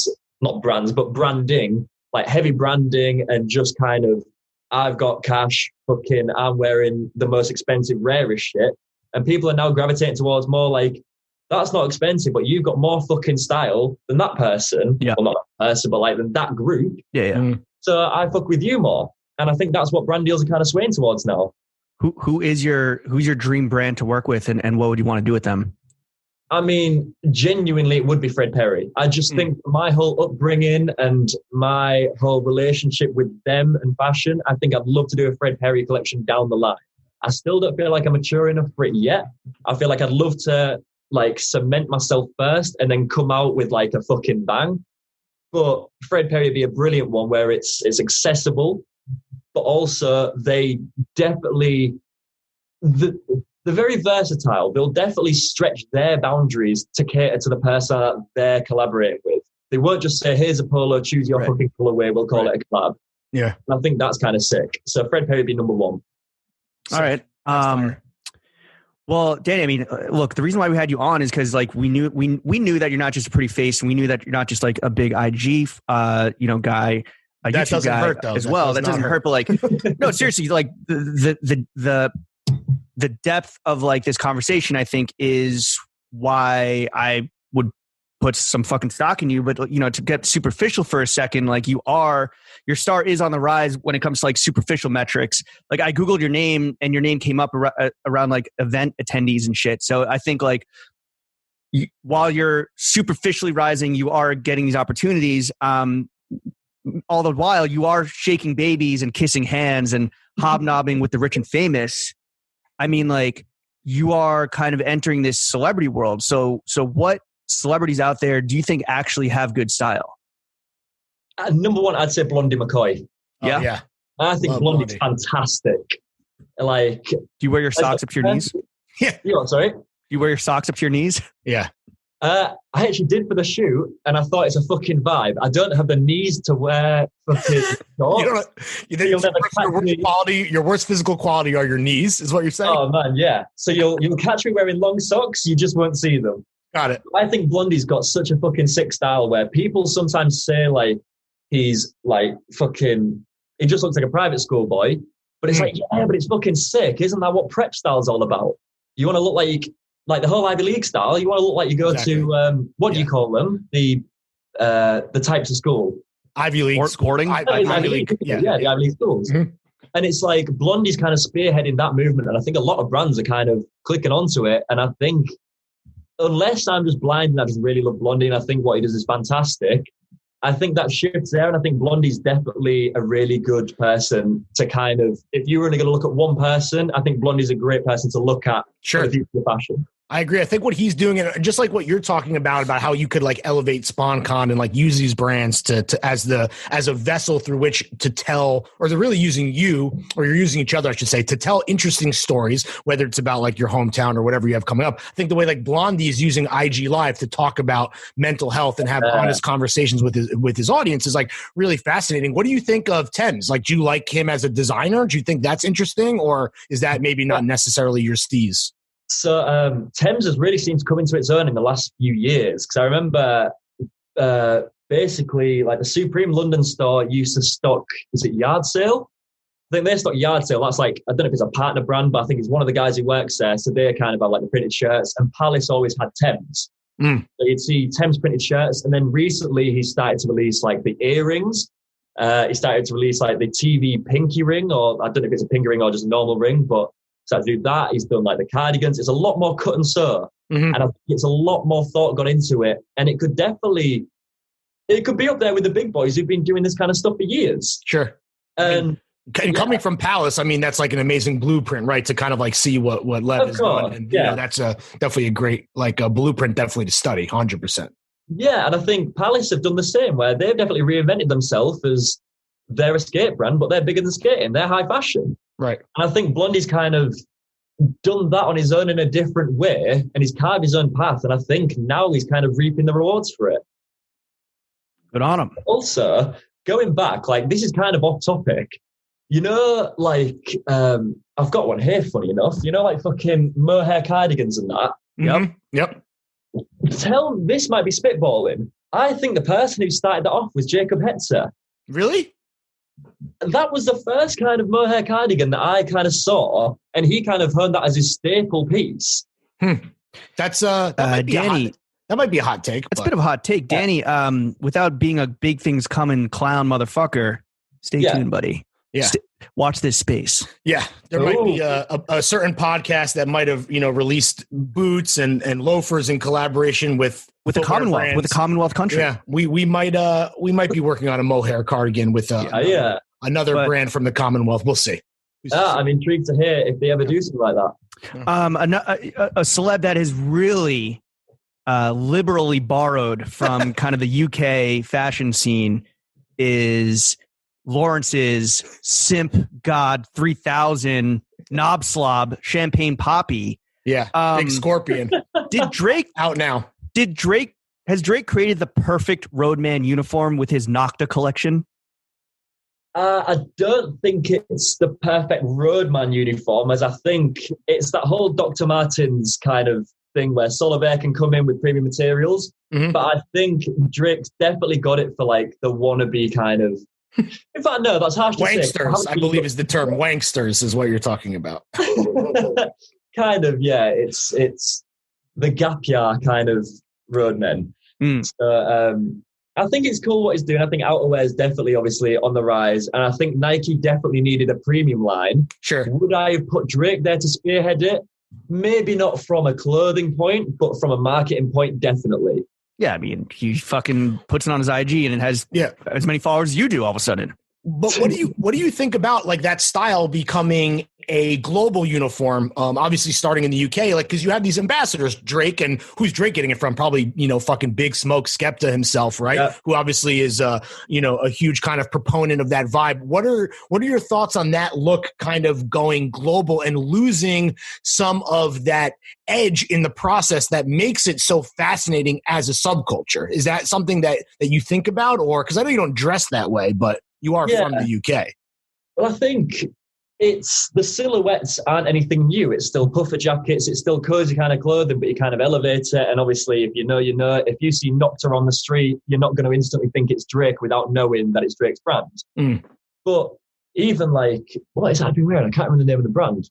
But my flatmate's got a puffer jacket. And before I was like, I'm not really into like Nuptsies usually. I would never have bought one. But to go and fucking pick up a Greg's or to go to the corner shop, whatever, I throw on like a puffer and it's like, you know what, man? I'd like a puffer that's kind of smarter. And I think they're just having the North Face. I think it's quite good to have something like Nocta where it's like, I suppose Prada and that lot do it, but yeah, to have a high-end puffer jacket that still looks street, there's definitely a market for it. Absolutely. Arcturix, baby. Yeah. Yeah, to some degree. Another huge moment in the UK. The vaccine has touched down. The vaccine. Yeah. The vaccine for carbonara virus. You've heard of it. Your lockdown is, or the end of lockdown is on the horizon, right? We're a little bit behind you guys. Like we just got our first and also like 80% of the US isn't going to take the vaccine, whatever. Yeah, that's a problem. That's a separate problem. So when we come over, right? When we get vaccinated, we come over because the American experiment has failed. Turns out we never should have left you guys. Please take us back. We blew it. We're fucking hitting the streets. Describe a night out with the lads. Perfect night out. So, as in like post-lockdown world, or what we used to get to before? Post-lockdown world, Jimmy and Larry coming across the pond. It's the fucking UK Throwing Fits tour to end all tours. What are we doing? What's the perfect night that we're doing? Holy shit, boys. With you. If You're hosting us. I don't know how much it equates to. We pay £2 for a pint. So that'd be like, what, $4.50 maybe? I like that. How warm is that shit? And that shit is like completely room temperature, yeah? Oh man, what I drink is room temperature. What's your poison of choice? I drink John Smith. Okay. It's not good to admit, it's very fucking like, it's a bit shit. I'm not into craft ales and that. I've always gone for a Smith's. It's basically like a Guinness, I guess. It's like a lighter Guinness. But yeah, if you're coming with me, we're going straight to fucking Star Inn in Driffield. We've got a £5 note in our pockets. We're going to spend £2 on that, on getting a pint of John Smith's. You're going to put £2 into the jukebox and get 9 songs. You're going to put 250p's into that pool table. You're going to have 2 gigs of pool. Oh, I love that. That is your £5 note done. And you really repeat that until you're absolutely blathered. You head over to the book and you get on karaoke, boys. Yeah, that is our night. Hell yeah. Well, what's your go-to karaoke song? Yeah, your jam. Mine's Park Life by Blur. Okay. Wait, so are you so in the greatest kind of struggle of all time, Blur versus Oasis, you're a Blur guy. I am not. I was in Oasis's top 1%, top 0. Okay. Which is, I love all types of music, and people say Oasis is very surface level, but to me, I fucking adore them. I think they're, in the same way that the Beatles are so simple but brilliant, I think there's an Oasis song for every mood. Like me, myself, my heart lies in Northern Soul. I have a Northern Soul tattoo. It lies in Motown. It lies in soul, reggae, all like 80s English subculture kind of music. Right. But Oasis will always have a place in my heart, where I remember listening to What's the Story, Morning Glory. That was the CD that my mum used to have in her car. And even now, like, you go through a stage where I used to listen to that with my mum growing up. Then at school, only the cool kids who wore Harringtons used to fucking blast out Oasis. And it became kind of cliche and cringy to listen to Oasis because it became too cliche. It got co-opted by the jocks and Barracuda jackets, is what you're saying. Exactly, yeah. And then afterwards, when you go back and you're like, you know what? This is just fucking fantastic music where it's not cheesy. It's just well known. And you kind of realize that. It's like, if you walk into a pub and everyone's hammered and someone plays Don't Look Back in Anger, tell me you don't have a smile on your face with your arm around everyone fucking belting it. And by the way, when we're at the first pub pre-karaoke, can we please do I don't know if you've seen the TikTok, but the Soundgarden song, right? Oh, Truly Madly Deeply. Yes. Yeah. Please, all the fellas, the lad at the dartboard. Yeah. 100%. Okay. There's a fantastic, it's a Puma advert. Yeah. Yes, that's where it's from. Puma. I'll be your everything. Yeah, Puma. Famously for Puma is how, got it. Puma, yes. All right, Danny, let's stop talking about ourselves. Let's move on to the second topic of the podcast. We talked about Jimmy and Larry for an hour and 20 now. Let's talk about money. Yep. Ka-ching. Right? It's the only color that matters. Green, baby. Look, I don't know how salary transparency has transpired over in the UK. Over here in progressive America, we actually are much more forthcoming with how much we make. Our Patreon numbers are public. How much money do you make? Not as much as I did with PAQ. Really? You've taken a little pay cut. Well, essentially, we had a whole team who were working on brand deals. So we get a cut of that. We'd get a wage. And we get a wage, and then we get bonuses from brand deals. But your manager Jordan is on the Zoom right now. He's on mute, and he's probably asleep. But does he need to like start texting me frantically saying shut the fuck up? No, does he need to start fucking asking for more money? I mean, how much do you charge for a fit pick? I genuinely don't know. It depends on the brand, it depends on what we're doing, and it depends on the concept of it. Wow. Because there's some brands where I'd probably drop my rate to work with them. Really? Like the Fred Perrys of the world. Yeah, like it's... Well, they got deep pockets. Like, I think an interesting story about Fred as well, like this is before influencers, and I still don't think they do it unless it's campaign. But Fred Perry have famously never paid anyone to wear their clothes. Wow. So you see people like fucking Kate Moss, Pete Doherty, Damon Albarn. Amy Winehouse. none of these people got paid to wear Fred Perry, and I think that's why it holds so much weight. Sure. And I think something about that's so fucking cool, where it's same as like Celine. Right. If you're gonna do like a fucking, is it Celine? Who's one just Celine, isn't it? Or What, the TikTok brand? Who does Eddie Celine. I feel like Celine pays people though now. Yeah, but I mean, like, if you get asked to do that, you just want the iconic. You just want to yeah. And that's the whole thing where it's or like do it like you doing Gucci. Like that's just sick. I mean, obviously you want to get paid for your time, but it's fucking awesome. Yeah. Yeah, it's a bonus. It's like some of these things are CV builders and some of them are to keep the lights on. You just kind of got to decipher which you want to sway towards and how much it's worth. For and sure. If it's social suicide, you obviously don't take it, no matter how much the money is. Right. It's always a conversation, right? Yeah, that's it. How much money, when it's all said and done, where would you like to top out at? Like, how much money would you like to eventually one day make? I'd love to earn enough money that the interest will carry over and let me live. And just tinker on your cars and cop more fits? Yeah, most likely, to be fair. But to be fair, like in my hometown, you could get there was a 14-bedroom mansion with 9 acres of land, and it cost £850,000. Say less, dude. Let's go halvesies. You know what I mean? there. Like, Yeah. So I'm not one of those people who turn around and be like, fucking, I want 500 million, because I don't know what to fucking spend it on. Like, Right. Well, I mean, that's 8 billion John Smiths. yeah, right. Roughly. Well, so when it comes to, you talked about clothes, we've talked about cars, we've talked about pints, the jukebox. What are you spending? Is there anything that we missed that you like to spend your money on? Maybe it's like eating out at nice restaurants or going to the movies when you could. You know, what's left? The last thing I actually bought was a fucking B-day seat. I just had my bathroom redone and I got a B-day seat. Like the fucking Asian... Like this, it sprays your butt. Yeah, man. A bidet. Bidet. Yeah. Yeah. That was the last thing that like that was your last John. Yeah, man. I just fucking spend shit on like... How clean is your ass right now? Yeah. Wait, do you travel with the bidet or do you like miss it? Is it at home? Fuck, it's not a potty. It's attached to my toilet. It's plumbed in. But no, like I spend my money on records. I spend it on fucking my vinyl player. I just buy like random upgrades. My car was a big one. Like I had a Miata. You guys call it, don't you? Yeah. A Mazda Miata, sure. Oh man, it's like a $3,000 car. I just spent 1,500 quid on a spray job for it, and then it keeps breaking down because they are indestructible, but it's technically 30 years old. So every time you drive it, something else needs to be replaced. How many miles are on the Miata? Oh man, mine's got 140,000 miles. I only bought it in fucking May as well. Not that I put 140,000 on myself, but I mean like fucking.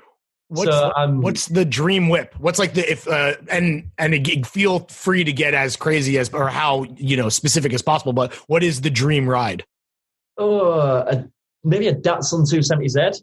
Okay, pretty fucking sick. But I'm literally we're recording this on Tuesday, and on Friday, so in 3 days' time, I'm picking up a Honda S2000. Okay, basically fucking rich man's Miata, and I'm fucking stoked. It's the most money I've ever spent on a car, and it's like $9,000. Right. Are you going to keep the Miata? Are you going to just like create a fleet, or is the Miata going to go on the chopping block, or what's the plan? Yeah, I'm doing like I'm buying the S2000 off one friend and selling my MX-5 to another friend because I love tinkering with my car, but if something goes wrong, I can't just thingy it and fix it. I can't just see what it is and fix it.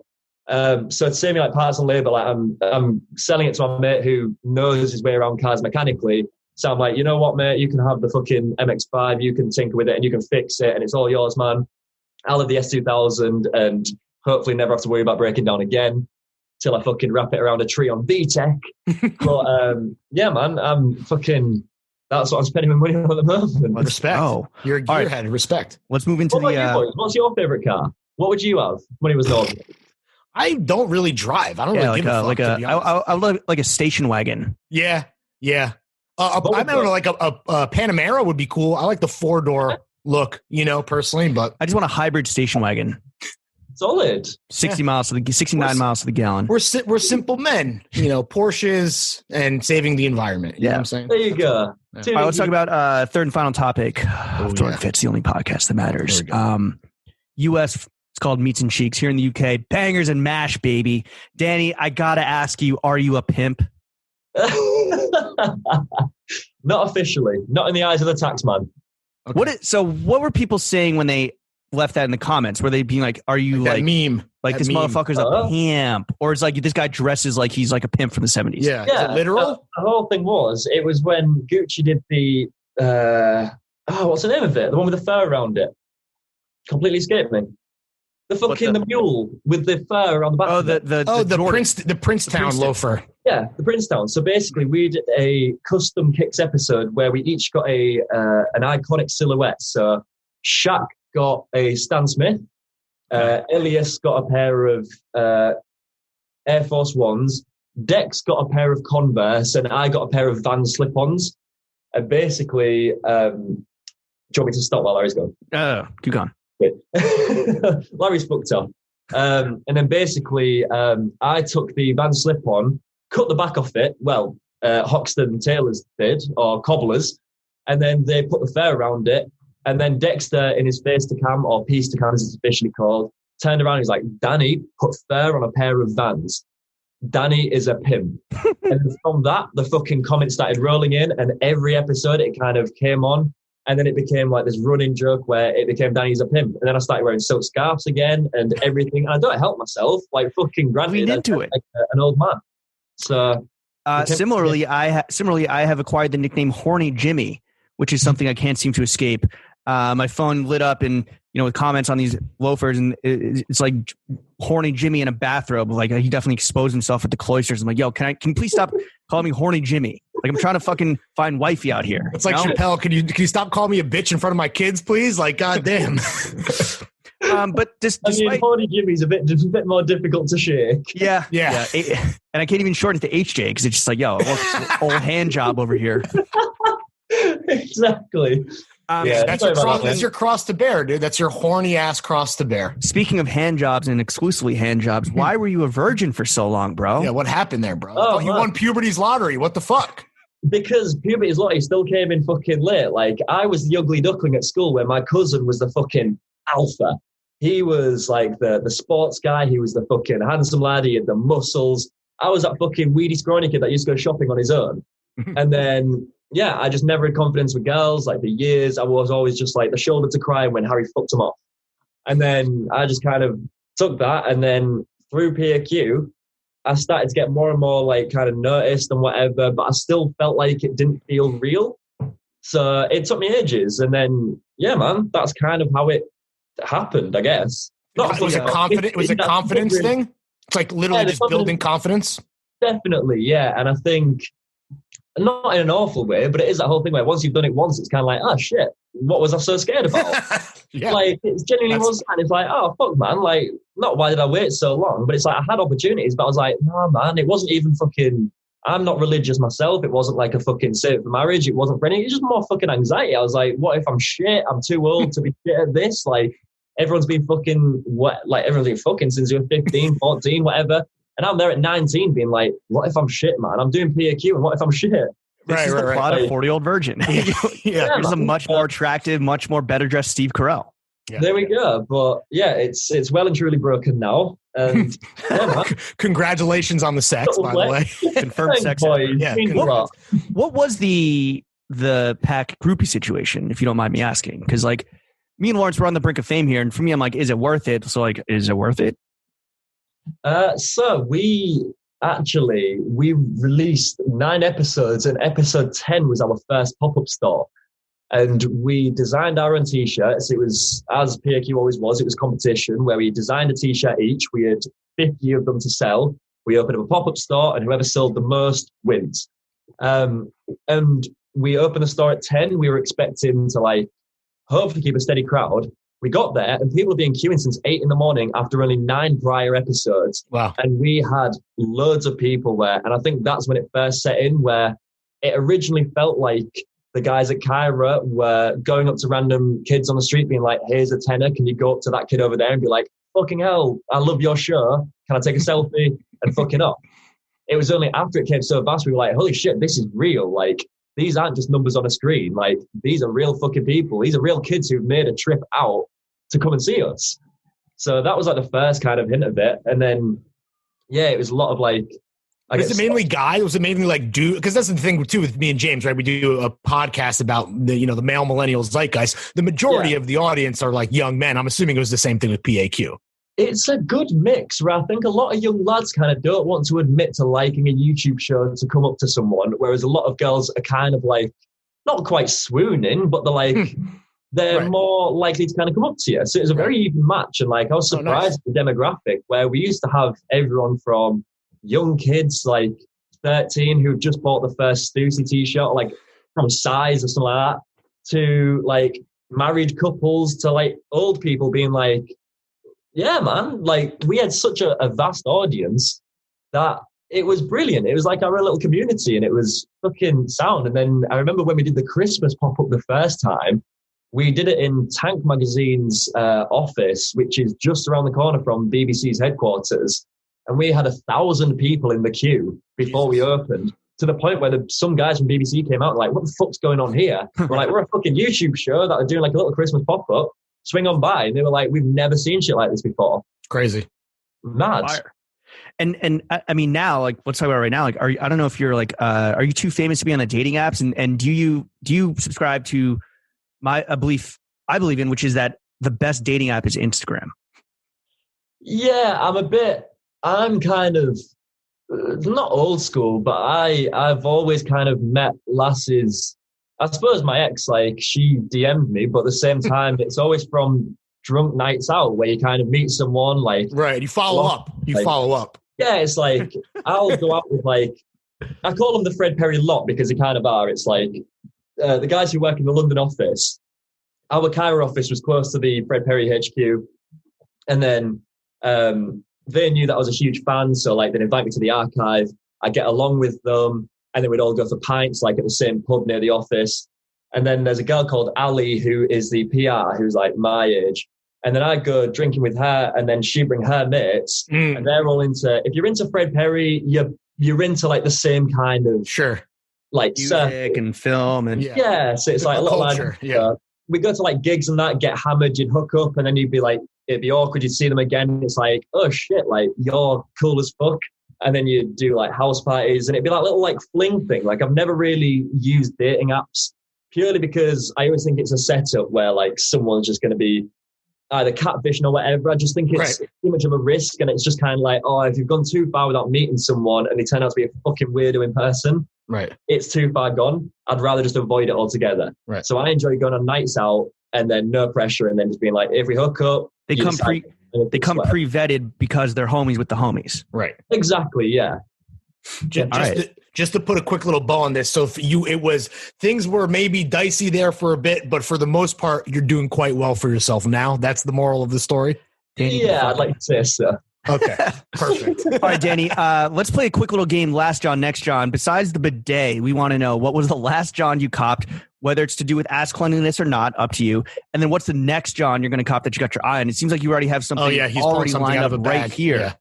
It's what is another that? silk scarf. Another silk scarf. What brand? This is Sherry's London, and if you guys come to London, you need to visit Sherry's and get a silk scarf from them. Absolutely. I think I counted. I have 24 of them at least. Wow. I basically bought one on Friday when I came down for a fitting for Drake's, and then I've just been there after I finished day one of shooting. I've got tomorrow to do as well. Have these become kind of like your signature little accessory? It's weird, man, because like I actually don't wear them as often as I think. I'll buy them as like, it's become more of a tradition where if I go to Soho, I'll swing by Sherry's, I'll have a chat with the owners because it's like a family that runs it and they're fucking lovely. So I'll always pick up a scarf from them anyway. You're supporting the homies. Exactly.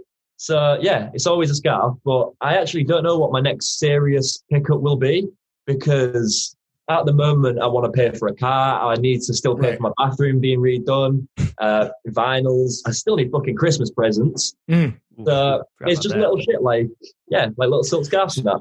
So nothing's really, no grail or whatever is on your radar as far as like, hey, this is going to be the next thing. It's going to just come to you when it comes to you. I mean, I think Burberry have some incredible loafers. Burberry kind of bridged the gap of being fucking wacky, but still, what's it that your guy says? It's from the bodega to the boardroom. Yeah. Burberry are the perfect kind of the perfect brand for that, where it's like it's cool as fuck, but it's also kind of sartorial enough to get away with wearing with a suit. You fuck with Tishy? Because I feel like his Tishy's Burberry is I think it's having mixed results. Like they did that triple shirt, which is fucking trash. Yeah. They did the shirt with the titties cut out that got memed really hard. But what you're saying is that the loafers people should maybe give a second look to. Yeah, they have a really nice pair of wine and like a really vibrant, like a vibrant red, but it's like a maroon but bright. Like, have you ever seen a cricket ball when it's been scratched? It's like core. No, we're from America, so like not at all. It's like a baseball maroon, and then when you peel it back, it's almost like if you've got red suede, the opposite side's like a pinky. Okay. Yeah, sure. It's like an oxblood kind of loafer with that pinky kind of tassel, and it looks incredible. And I think I wore it in one of the episodes. I can't remember which one it is, but they're incredible. But yeah, man, I'm not even kidding. Since I got that Prada jacket, that was my all-time grail. Sure. And I can't just buy it and move on like I used to be able to. I bought that, and I shouldn't do because I still haven't treated it with waterproofing or anything, but I wear that all the fucking time. And it's like, you know what? This is my jacket at the moment. Like, until something happens to that, I don't feel like I'll pick up another fucking sick cop. Well, you are a decisive man of decisive action, and which is kind of what makes you a taste lord, which is you're so like laser focused and surgical. He likes what he likes. He knows what he likes. And we want to play a little segment with you. Fuck with, not fuck with. Go for it. It's working title. It's a working title. So working on the parched. Title. Yeah. You had a sippy cup. We're gonna throw some categories at you real quick. Just breeze through. Tell us what you're fucking with, what you're not fucking with.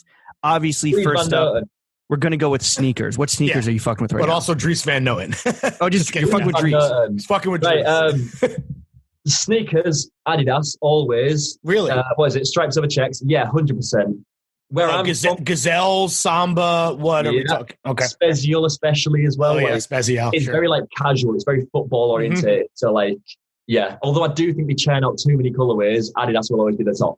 Okay. And I think it's Wales Bonner. Is it Wales Bonner? Wales Bonner just did maybe the best Adidas collaboration. Yeah. And I say that as somebody whose close personal celebrity friend, Jonah Hill, just also did an Adidas collaboration. But the Wales Bonner shit that's just Wales Bonner for you, right? Like that brand is just so tasteful and amazing. Yeah. Fantastic. So yeah, 100%. Any sneakers you're not fucking with? Like, yes, fucking, I don't mean to go at them, but what? No, please. Nike's fucking variations of Air Force Ones. Like, what is it called? A deconstruct? They've just called it. It's like with all the syllables missing.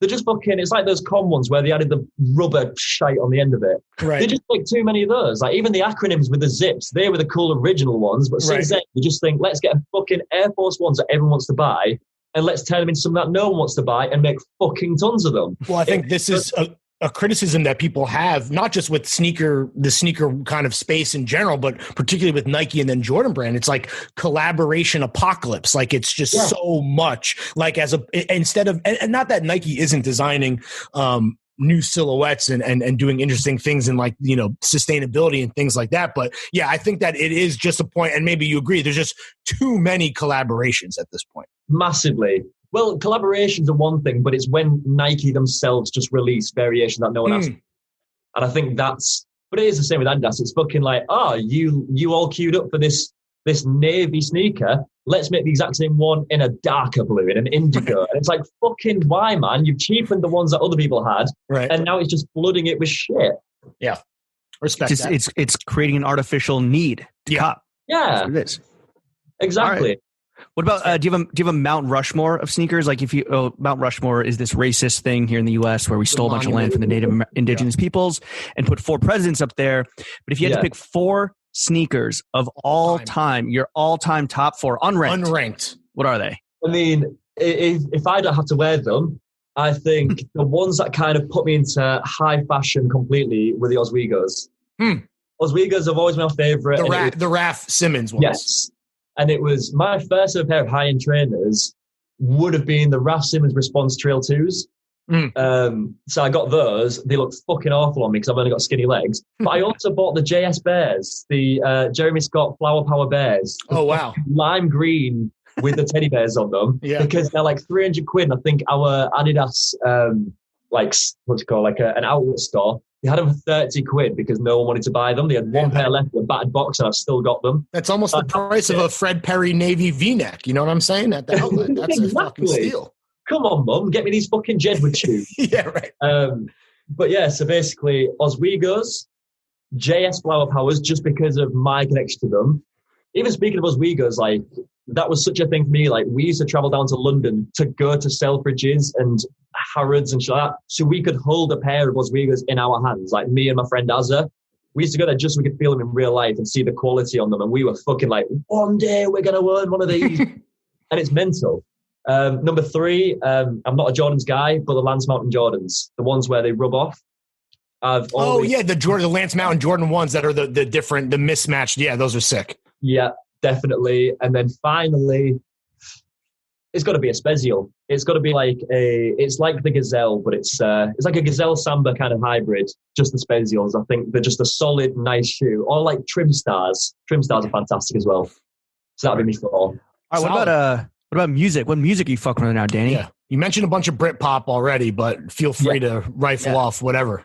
Massive Motown fan, massive Northern Soul fan. I have KTF tattooed on my forearm for Keep the Faith. Mod, obviously.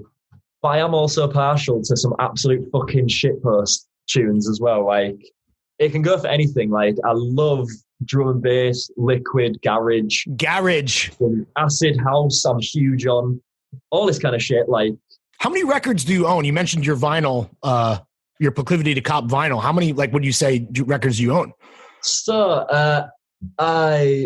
I don't know what the phrase would be. I fucking not inherited because my mum's still alive, but I basically nicked all of mum's vinyls from her house because when I was younger, me and her used to sit and listen to them when I was like 3. So they're still like 1999 by Prince. It's mum's record from the 80s, and in really fucking awful handwriting, it's Dan's record. Scribbled on it. I've just fucking claimed ownership of that. Sure. So it's stuff like that where I've got all mum's records, which is probably about 300, I'd like to say. And then ones that I've actually bought, I've probably only really bought about 15 so far because I only got my vinyl player in September. I splashed out like $1,000 on the setup by accident. Is it Macintosh or what is the? It's an Audio Technica LP 120, so that's like 200 quid. I spent more on the needle than I did on the cartridge than I did on the actual player. And then I spent 500 quid on the speakers. Nice. So Audio Engine A5 Plus. They're fucking sick. Fire. So I bought those. And I remember I replaced the needle on. Mine didn't come with a cartridge. So I bought it for fucking more than I bought the player for. And I remember you have to use a vinyl protractor to get the tracking of the needle correct. And I put it down, and the first tune I listened to was It Will Have Been Time Is On My Side by the Rolling Stones, because I had the Stones album just on its text. And when that first came in, it's like a fucking wall of sound around you, like a bubble. Sure. And since then I've been hooked. Right. So not that music isn't like, obviously you've loved music your whole life, but this idea of creating like a vinyl collection, that's something that's a new hobby for sure. Like, I always just thought people who bang on about vinyls and fucking records, it was just kind of wanky and people just saying it for the sake of it. But when you kind of hone your setup and you can kind of tinker around with it and you get that sound, you can't replicate that, and it's fucking so sick. Sure. So I've just ordered myself one of my favorite albums, which is Ogden's Nut Flake by the Small Faces. Okay, that is a fantastic record. If you boys are into that, maybe you won't. I was going to say, do you listen to any new music at all? Do you listen to rap? Yeah, do you listen to any hip hop? Like Parsaloo. Do you know Parsaloo? No, he's fucking sick. You guys need to get on Parsaloo. Like, he's incredible. Is he a grime? Is that a grime guy? Yeah, it's kind of. Yeah, it's not quite. I don't know what to call it. It's just like, it's dark, but it's not quite grime. I suppose it is. But I think Walter Pierce. I think he was the outro music for Walter Pierce's episode. I think Walter. I think this guy put some shit out recently, right? And then I was trying to listen. I think this is something that like Chef is into. Yeah. Okay. Fair. So he's fucking sick. But like, I'm an old school. Like, I've loved grime. As a fucking middle-class white kid, of course, every fucking one of us loves grime in the last fucking 3 years. But I've loved it for like 10 years by accident.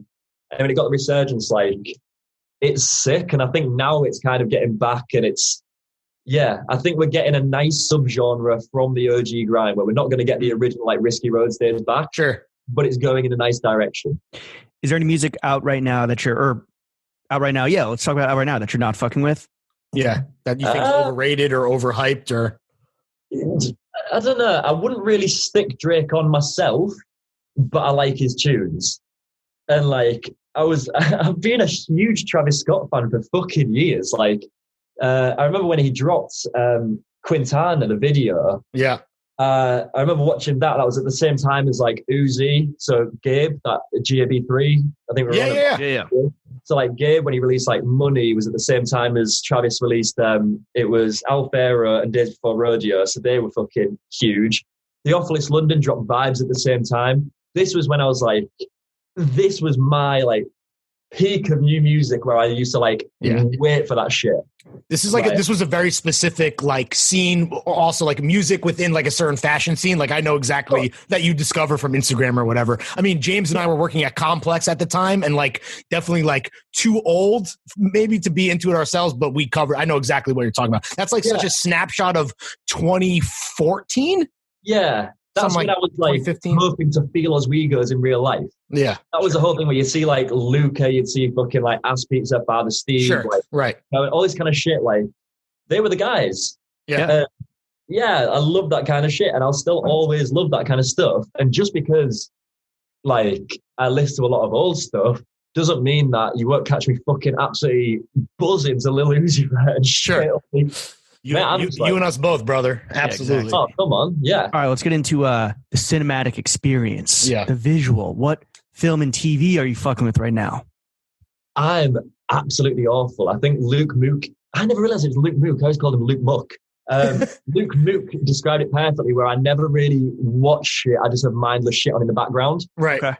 So I watched 3 episodes of The Queen's Gambit, loved it, but I just haven't picked it up since. I might watch it tonight again, to be fair, but yeah, I'm a bit useless for following storylines where I kind of don't get into them and I'm kind of not invested straight away. And if I get the ick, I'm kind of out of it. Are you like on your, are you playing on your phone? Oh, sorry. Are you fucking with industry at all? What's that? Well, it's a BBC HBO collaboration where it's about the finance industry in London, but I guess it's about young iBankers in London and kind of like fucking and doing ket. Yeah, it is it like yuppies? Like nowadays, yuppies? Yes, 100%. I'd be kind of interested. Like, no, it's phenomenal, dude. It's absolutely smashing. Yeah. So you're on the couch, you have something on, you're like playing on your phone, you're on IG, whatever. Like you're not necessarily, you don't tap into film and television. Play Minecraft. or there you go. Or gaming. You play a lot of video games. You mentioned, right? Yeah. It's that whole thing again. Where it's like I'm not invested. I'm not like fucking esports, that kind of shit. I just game, like. Do you have a PS5 or whatever the new Xbox is, or no? But if any scalpers want to hit me up with a good price, then fucking I'm your man. Like you heard it here first. With a good price. I mean, fucking retail, nothing over. But you got to start twitching with our boy Chuck. Oh yeah, we got to get you on Twitch, dog. Oh, yeah, maybe. All right, Danny, before we kick you out of here, I know you're a busy guy. You got scarves to cop and beggars and mash to eat. Lawrence and I, we are new fans of yours, but I think that it's safe to say that we're genuinely we want to be homies for life with you, right? Oh, that being said, we know that you're kind of setting out on your own path now, and it's like a really exciting time filled with endless opportunities, and we want to see you really thrive and succeed. So if we may, as grizzled vets who no longer have the cheekbones of a hot 23-year-old Gucci model. Or never had them to begin with, to be honest. That too. We just want to offer up some outsider perspective, some constructive criticism. Take it or leave it. Yes. We highly suggest you take it. We know what we're doing. We fucking have a podcast. First up, we dropped the Blackstock and Weber X Throwing Fits, the only loafers that matter. Please ignore the typo in the original promo tweet.